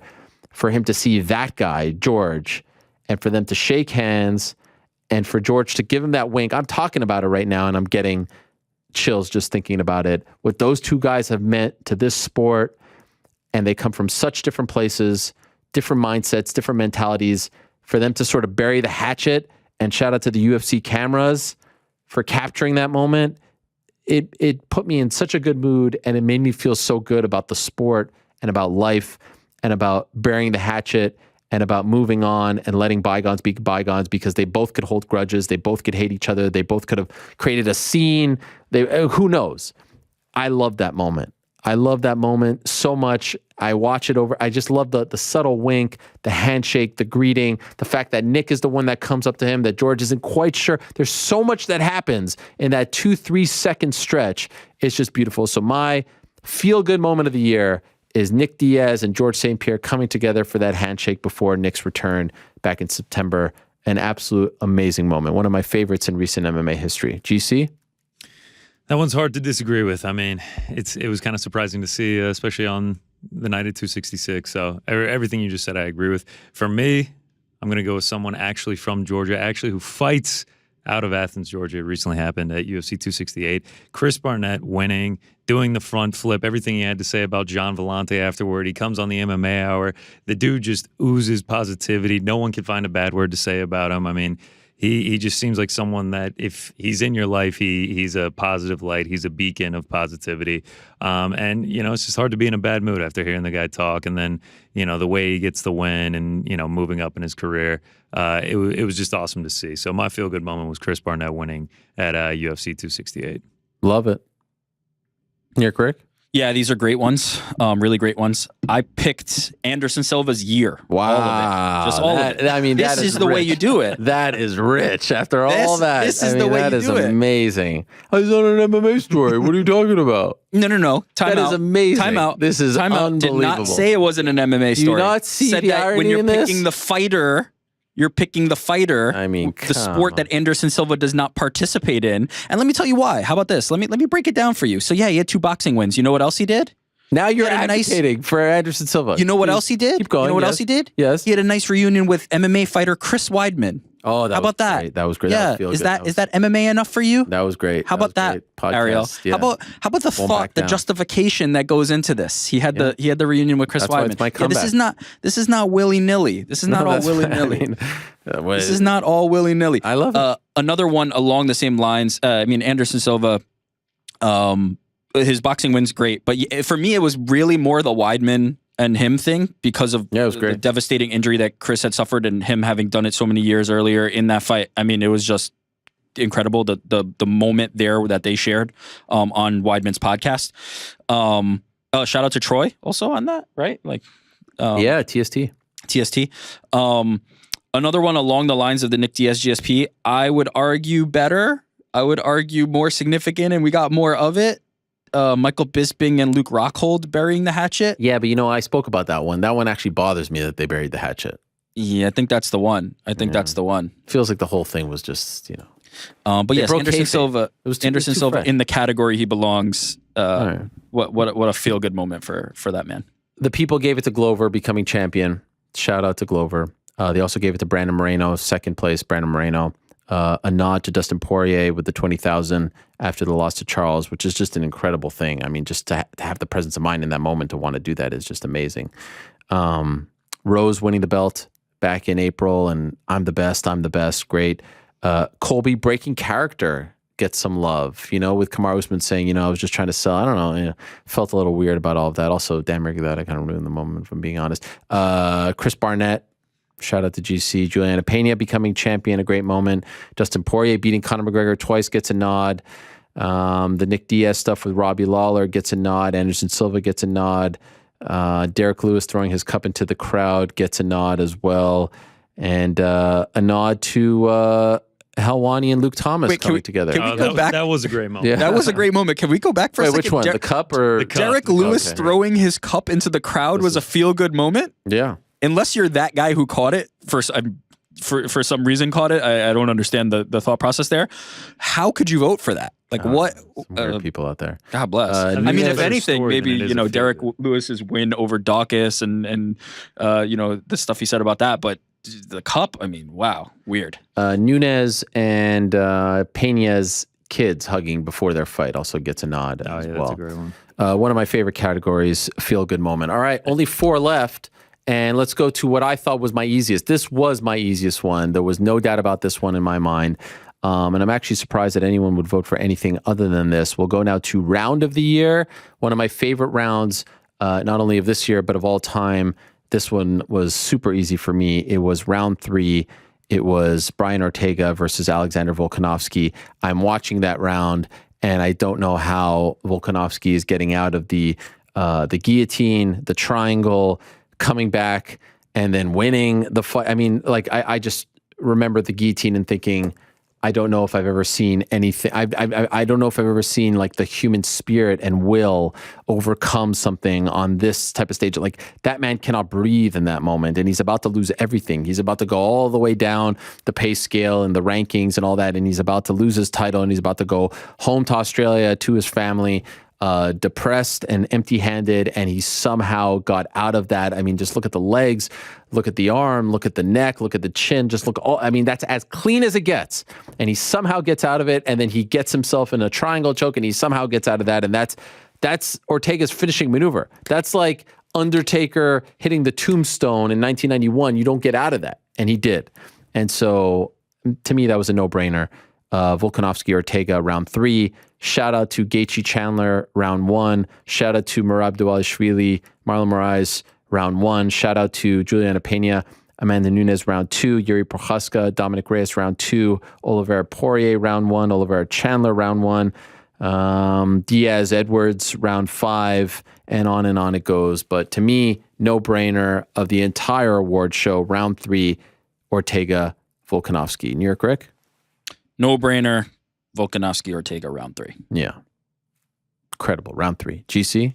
Yeah, so I'm actually going to disagree. Ah! This one was really tough for me. I went back and forth the entire time because, I mean, Volk, Ortega, round 3, I was like squirming around my apartment because I had Volkanovski. I mean, it was an absolutely insane round, but it might just be recency bias. But Nunez, Pena, round 2, just, we've talked about the stakes, the pace that it was going at, the commentary crew going absolutely insane, the fact that either one of them could drop at any second, and then the fact that Pena is the one that ends up getting the finish and getting the win there. I mean, I've rewatched it probably 5 or 6 times, and each time it's just as crazy. It's just 3 minutes. Like, that's, if you want, obviously you can show that round if you're showing non-MMA fans a round to watch. But I mean, that one right there, to have the GOAT dethroned in that way, I mean, it was just, it was insane for me. So I'll take Nunez Pena round 2 as my round of the year.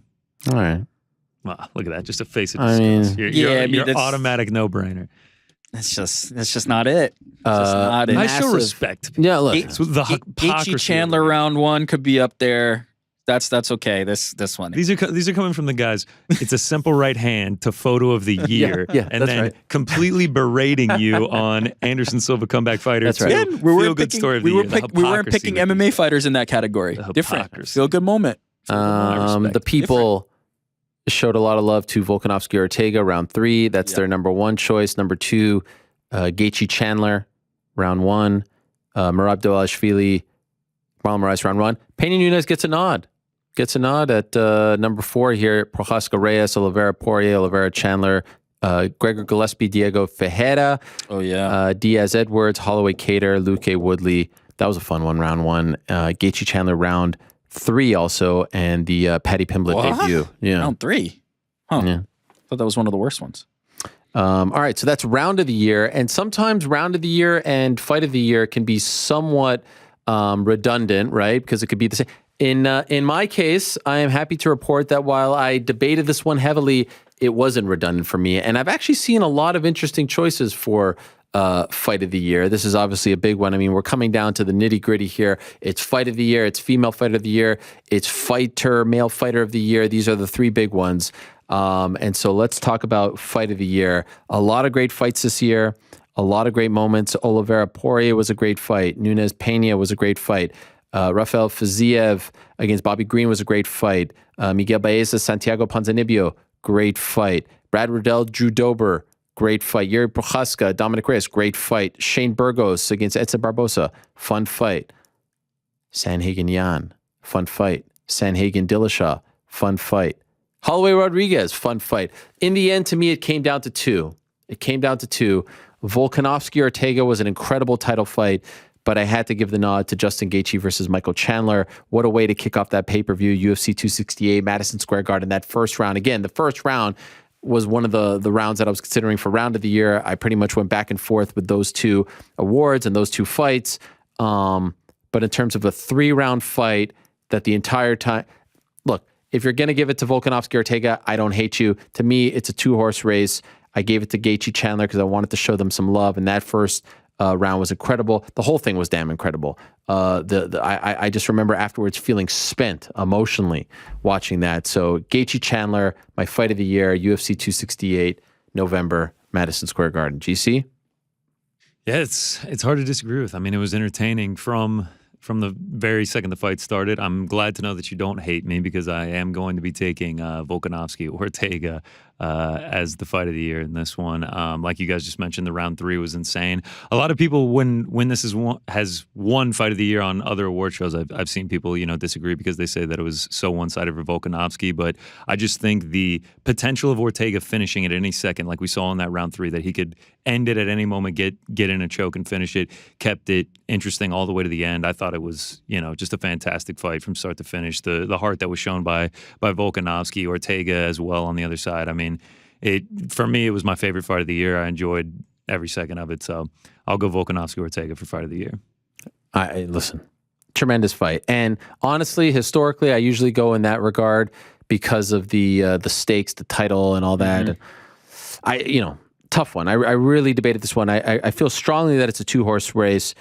I feel strongly in, what is that? Do I hear a snicker there? Interesting. Really? It might get changed right now. 2-horse race, huh? Yeah. I saw some other Fakakta awards. I've got the number one. Yeah, let's hear it. I can't. It's wait Jan for versus this. Sanhagen, actually. Get It's 100% Jan versus Get out of Sanhagen. town. He won all those 4 rounds afterwards. I mean, Timeout. Oh, wait a minute. Are we going to pretend that Justin Gaethje versus Michael Yes. Chandler wasn't one-sided? Timeout. I Rewind. completely agree with Rick Rewind. here. Are we going to pretend that wasn't a beatdown by Justin Gaethje? Excuse me. From like 2 minutes into the second round, you knew Do you have Gaethje any won the fight. defense to present? listen, it's up there. Because I'll tell you what, Jan two-horse versus race. Sanhagen was a lot closer fight and a lot more technical. Yeah. The round 3, by the midpoint of round 2, Justin Gaethje was in no more danger in that fight. I'm sorry to burst people's bubble. That was not the fight of the year. I know MMA fighting panelists voted for No, it. it's fine. Our website voted for it. That was not the fight of the year. Justin Gaethje from halfway forward was in no danger. Now, I will say, I don't need it to be a back and forth war for me to pick it. In fact, I had Volkanovski versus Ortega as my number 2. Because again, what I'm looking for is for that fight to be memorable. Mm-hmm. Volkanovski Ortega was memorable. Holloway Cater was memorable. Again, one-sided but memorable because of the performance that Max had. Holloway Rodriguez, which I believe you mentioned as a fun fight, but then earlier in the show said was completely one-sided and not. Yeah, listen, it was still all be a those fun things. fight. It still be a fun fight. Sanhagen and Dillashaw, another one that was underrated. I think I mentioned this up top. Sanhagen deserves a lot of credit for the performances he had against Dillashaw and he had against Jan, both losing efforts, but for somebody who had lost that way, he lost to Aljamain Sterling, then built back up with the win over Edgar and Moraes. To be in those spots and put on those performances, which I think were close both fights. I think he was in both fights. To me, says a lot about Corey Sanhagen and where he stands and the people that are backing him as a future champion. I believe yourself included in that group are right that he has that potential, that he can be up there. For me, Jan versus Sanhagen was the best technical fight we saw at the highest level and was competitive. I don't agree with you that Yeah, it was a great fight. it was one-way traffic there. That was the best fight. Well, the people agree with me. They gave the nod to Gaethje Chandler by a pretty wide margin. Number 2, Volkanovski Ortega, which again, there's still a part of me that wants to give it to them because it was just such a great fight. Number 3, Holloway Rodriguez. Number 4, Sanhagen Jan. Number 5, Holloway Cater, Burgos, Barbosa, Prochaska, Reyes, Brad Riddell, Drew Dober, and on it goes. So that's fight of the year. Listen, it's a great year when you can debate this passionately about what was the best fight, and it's not an easy pick. I still maintain it was a 2-horse race. New York Rick disagrees. All right, 2 more to go, and these are the big ones. Can we get some music here, Mr. Frank? I know I'm springing this upon you. But I feel like this is big. Let's reset here for a moment. It's been a great award show. We have handed out 24 awards. We have gone 3 hours, right at the 3-hour mark. Here we are, guys. Couldn't have scripted this any better myself, if I do say so myself. But this is the big one. This is the one that people will remember until the end of time. They will remember who was the female and male fighter of the year. And let's be honest, it wasn't the easiest year to pick these. Certainly not on the female side of things. And that's where we will begin, because there were a lot of worthy characters to give awards to this year in terms of female fighter of the year. You can obviously make a very strong case for Rose Namajunas, right, who went 2-0 this year and regained her title. She defeated the same person twice. So, do you not want to give her the love there? Do you want to dock some points because the second fight was super close? That's on you. Valentina Shevchenko at this point is a mainstay when it comes to this category, right? She is so dominant, and I almost feel like we overlook her dominance and we don't give her the love that she deserves because she is just so much better than the rest of the female fighters at 125 pounds. Some other categories, or I should say fighters that deserve some love that probably aren't getting the love that they deserve. Marina Rodriguez, who went 3-0 this year, I think deserves a lot of love. I think Chris Cyborg deserves some love. She was undefeated this year. I also think Kayla Harrison deserves some love. I know the competition isn't as stiff, but I think she deserves some love. In the end, though, again, I go back to the Venezuelan Vixen, 2-0, a submission win over Sarah McMahon, tough, gritty wrestler, silver medalist, and then the win of all wins over the likes of Amanda Nunes. Again, I don't think that maybe I saw some other people not give it to her. The people, by the way, didn't give it to her. I'll tell you who they gave it to in a moment. But because it was January, December, it didn't feel as compact. If those 2 wins are a little closer, she probably gets a little more love. By the way, if they fight in August, maybe she fights a third time in 2021. I got to give it to Juliana for the 2 finishes, for the way in which 2020, again, she could have won comeback, as New York Rick said as well. What a huge year for Juliana Pena, my 2021 Female Fighter of the Year. GC? Respect that pick, 2-0. Obviously, you beat the GOAT. That's a great accomplishment for me. You mentioned Marina Rodriguez. I actually considered going there 3-0. Yeah. You know, she might be able to fight for the title in 2022. But I went with a different fighter in the same weight class. I went with Rose Namajunas. She gets the belt back, and then she gets the rematch in what a lot of people said was just a fluke win. She gets the head kick. Is she going to be able to do it again? Vegas doesn't think she's going to. She's the underdog again. She comes out, goes 5 rounds with Yang Wiley, gets the win, and she retains the belt 2-0. So I will give it to Rose Namajunas for Female Fighter of the Year. It's a good one. The reason why she maybe doesn't get the love that look, the people gave it to Rose Namajunas. It came down to Rose and Juliana for me, and I was trying to 2 wins over the same person, fine. So that's what I kind of thought. The second win was super close. Yeah, no, right, for sure. Yeah, because she gets the however short of a knockout it was within the first couple minutes of the first fight, and then she goes 5 rounds and gets the win again. So she proved that it wasn't just a fluke to me. That's why I thought it was so impressive. All right, New York Rick? Yeah, both worthy, and then you throw Valentina Shevchenko into the mix. For me, it was Juliana Pena. I think it's to me, this is not very difficult, I'll be honest either. I think it's a strength of opposition thing. They all have 2 wins. Who had the better wins? And I don't think there's a win better than Amanda Nunes on anybody's resume. Let's just call that what it is. Like you can give a lot of credence to beating Zhang Weili or Jessica Andrade or Lauren Murphy.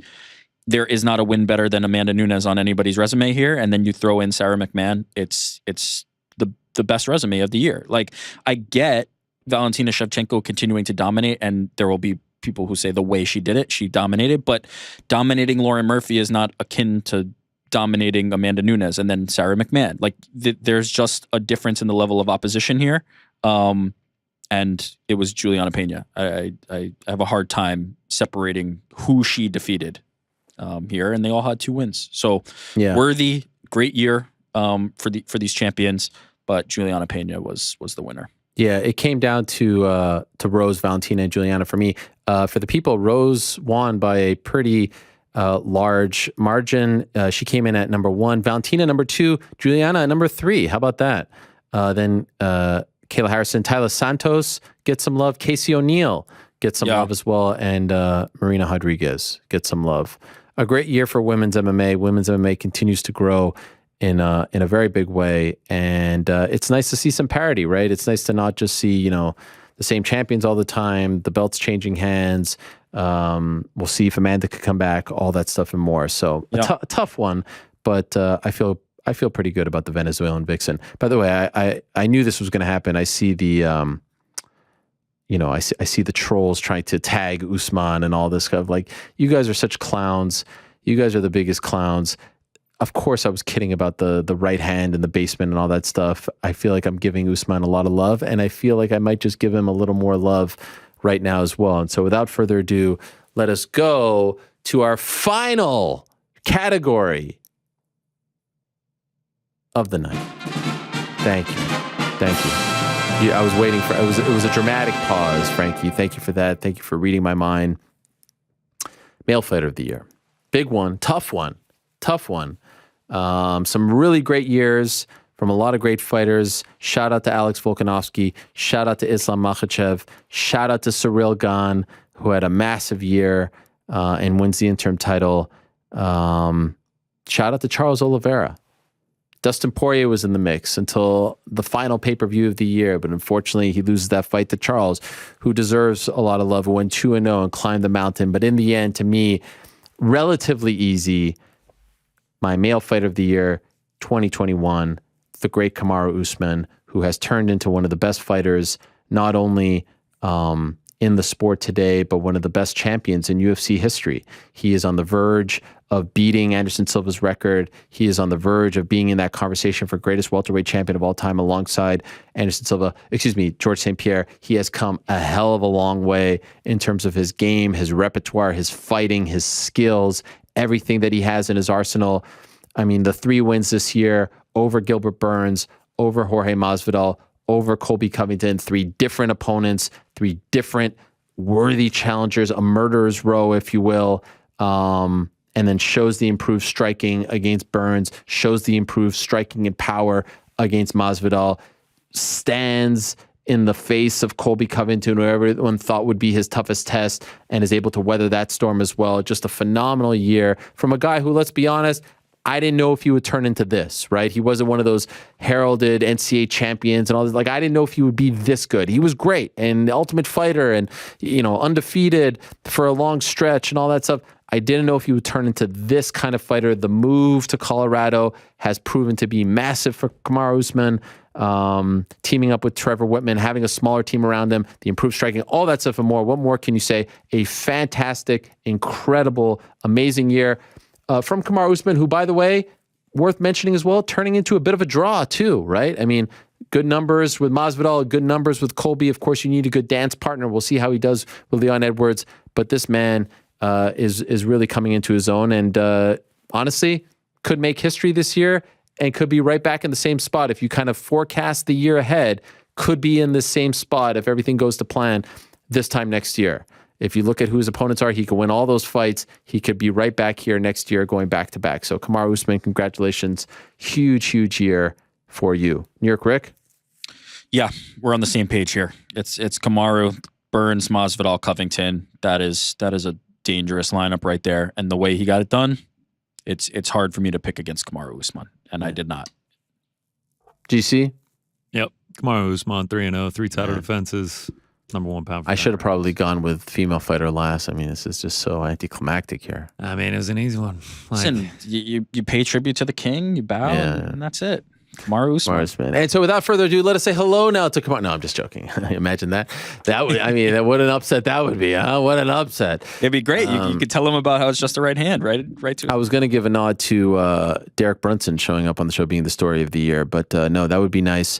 But listen, I mean, to keep going back to this right hand, of course it was spectacular. Of course it was amazing, but it's just not Corey Sanhagen's flying knee. There has to be a winner, right? We're not here to play favorites, okay? And maybe part of the reason why I didn't give him love there was because I was giving him love at the end of the show. How about that? Did you think of that? He's been highly decorated in this show. Let's just say that. Highly recognized as well. A great year. And, you look, hopefully he fights Leon Edwards at some point in the spring, summer, and then he beats Canelo at the end of the year, and we're sitting right back here as, Kamaru Usman back to back. What is it going to be? Comeback fighter of the year for you? Oh, come boxing guy. Wow. Wow. Okay. I'm going to put you guys on the spot right here and now. And by the way, congratulations to all the winner. There it is, our 2021 MMA Hour Awards. Congratulations to Kamaru Usman for picking up our final award. What a show it has been. 26 categories total. Putting you guys on the spot right here and now. Didn't ask you to think about this beforehand. Bold prediction for 2022. How about that? A bold prediction. Who wants to go first? Anyone want to go first? I'll go because I make the same type of bold prediction every single year. So it's very easy for me to go back to it. And this year is going to be my year, Helwani. What is it? In the past, it's always been John Jones going to be male fighter of the year. That's always been the prediction every single year for me. This year, I'm going to lessen that. I'm going to lessen the stakes here, but it's possible he wins that too. But I'm going to go John Jones will be the UFC heavyweight champion next year. Wait. Next, meaning this year? This coming year, yeah. But by the time... Oh, sorry. We're not in 2021 anymore. Yes, I was in the 2021 mindset. By the time the calendar turns to 2023, he doesn't have to be holding it. I'm not saying that he won't lose. He won't lose it. He will win it at some point in this coming year. John Jones, heavyweight champion. Is that a bold prediction? I guess it is, considering where he's at right now. Come on. I mean, give me some credit. There's no telling if he's going to his next fight is going to be for the belt. I hope so. He's going because that would help my prediction. No. All right, fine. Is it? I mean, look, we thought that last year. Is this whole thing that all of a sudden there's the Stipe conversation. I think his next fight will be for the belt. Who knows if it even comes this year? I hope, but that's my bold prediction. John Jones, heavyweight champion, and I think most people at this point are leaning more towards Cyril and Francis. If we're being honest, I don't think John Jones has the cachet that he once had, and especially at heavyweight. So I think it's bold enough. Yeah, that's fair. GC. Yeah, bold. I feel like you really gotta bring the star power with these. I think we're gonna have multiple and news, maybe even like 4 or 5 and news, new champion. But I will go with the women's bantamweight champion will not be Juliana Pena or Amanda Nunes at the end of 2022. I will take it as Valentina Shevchenko. Wow, that's bold. That's bold. I like that. That's bold. Wow, that's bold. So what happens, by the way? Does how does that play? Yeah, can we? All right, so map this out. I guess in a world where this map works according to plan, in the Pena Nunes rematch, Pena wins again, and then at the end of the year, Valentina fights Pena for the bantamweight championship. A lot has to happen there. No, fun. I like it. Mysterious Frank, you're Amanda Serrano becomes the strawweight champion. Yeah, Valentina. I think that's gonna be awesome. Yeah, that's it. That's all you got. That was it. I thought you were gonna say Amanda Serrano beats Katie Taylor to become the women's pound for pound GOAT. I mean, if we're talking boxing, yeah. Yeah, exactly. I mean, she's an MMA fighter, by the way. All right. I didn't even think of this one as well. Bold prediction 2022. Okay, tell me if this is bold enough. And then if it's not, I'd be willing to go a step further. We'll start to see a lot more fighters test free agency. Nope. We need some names. It's not bold enough. Talk to me. It's not like you can't. It's not tangible enough. It's not. We need one that at the end of 2022 we can replay all these and be like, "Wow, you were an idiot," or "Wow, I can't believe you actually." Yeah, you're right. Okay, fair enough. All right, here it is. Bold prediction 2022. Hit my music. Something dramatic. No, okay. Nathan Diaz will fight outside of the UFC. Bold enough? Yeah, I think bold enough. I agree. I think that is bold enough. Yeah, we can definitely accept that. How about we get particular? Do we have? Who does he fight? What promotion? Nah, I can't get that particular. But listen, there's a lot of stories to watch. Yeah, as the year begins, there's some on the radar ones, off the radar ones. Where's PFL going to end up? They don't have a TV home right now. That's a big one. Bellator on Showtime and their recent momentum. AJ McKee, are they going to keep him happy? He's a huge star that they have over there in Bellator. The Francis Ngannou situation couldn't be bigger than that one, right? He wins on January 22nd. All the power, all the momentum. Nathan Diaz's contract, 1 fight left. Conor McGregor's contract, 2 fight left. Well, does he come back to get those 2 fights under his belt this year? And this renewed love affair with him and Dana White, which is really interesting as of late. That's one to watch. So, there's a lot. There's a lot going on in MMA. And, do we get this? And then if you go a little bit less like seismic, do we get Sterling Yan finally? Do we get some sort of, conclusion to that? Do they start to travel worldwide, right? Like, do they start to go back to overseas shows? Does Oliveira, they being the UFC, does Oliveira get to fight in Brazil? Does he get to defend his title in Brazil? The Valentina shout is a great one as well. The heavyweight division is a great one as well. Does Glover get to keep the belt? Like all these things. Yeah. Does Khabib come back?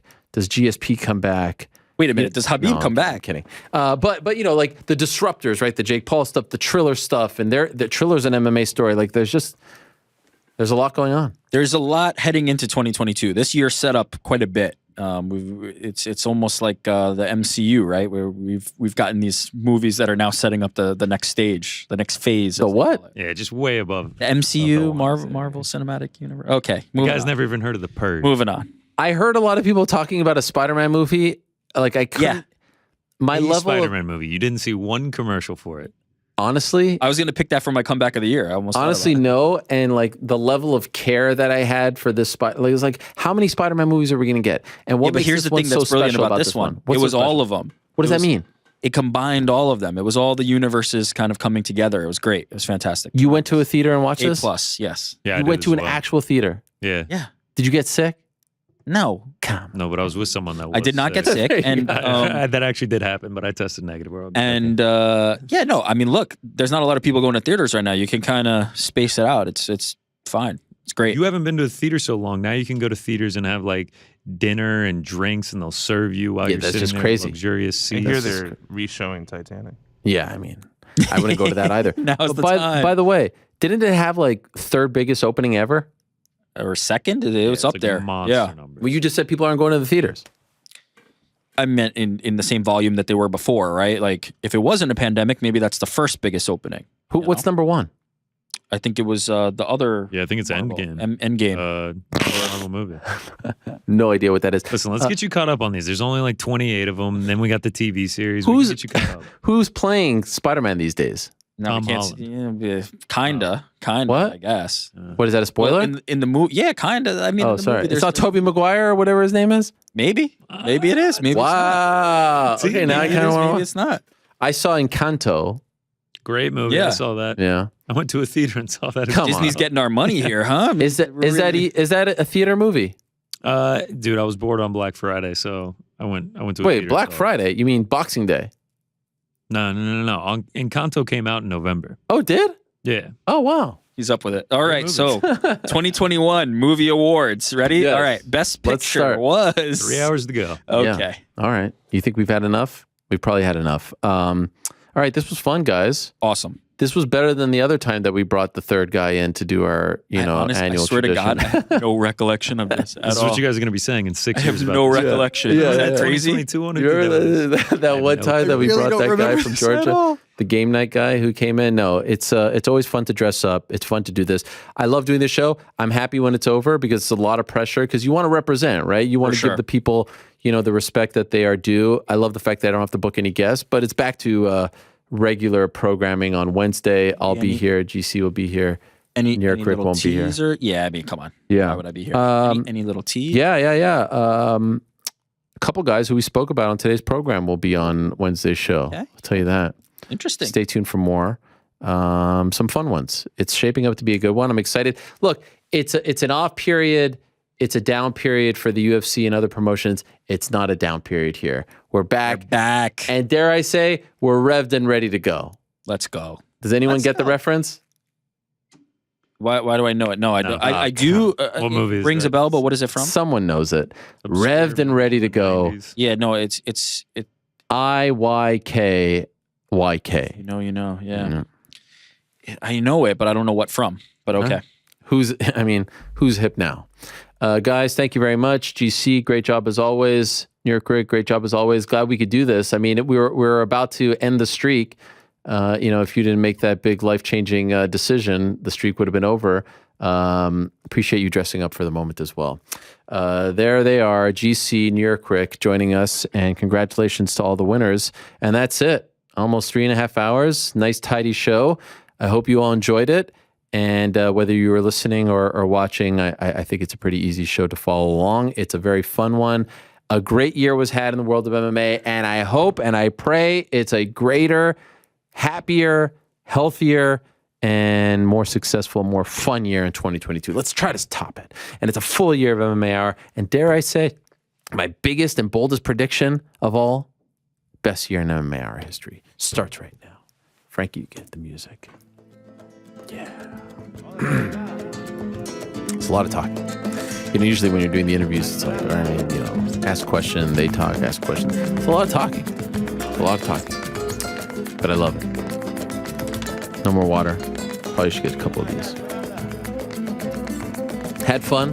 Shout out to all the winners. My particular winners, Kamaru Usman, Juliana Pena, Gaethje Chandler, Sanhagen, Edgar, Volkanovski, Ortega, Hernandez Vieira, Ciryl Gane, Juliana Pena, Sergio Pettis, Anderson Silva, UFC 268, Peter Queally, Bellator Dublin, Cale Harrison, Ryzen 28, Kamaru Usman knockout, Jake Paul versus Diaz, GSP. Fantastic stuff. I hope you enjoyed it. I hope you enjoyed all the work that went into it, all the research, all the debating. I have wrestled internally with myself over some of these winners, but overall I feel good. We now put it to bed and we look forward to a big year in the sport of mixed martial arts. It's a fascinating year. It's a fun time to follow the sport. It's a fun time to be a fan of the sport. No UFC on Saturday, but they're back, and then they're back for a very long stretch beginning January 15th with that card headlined by Giga Chikadze versus Calvin Kattar, and we're back. Regular scheduled programming.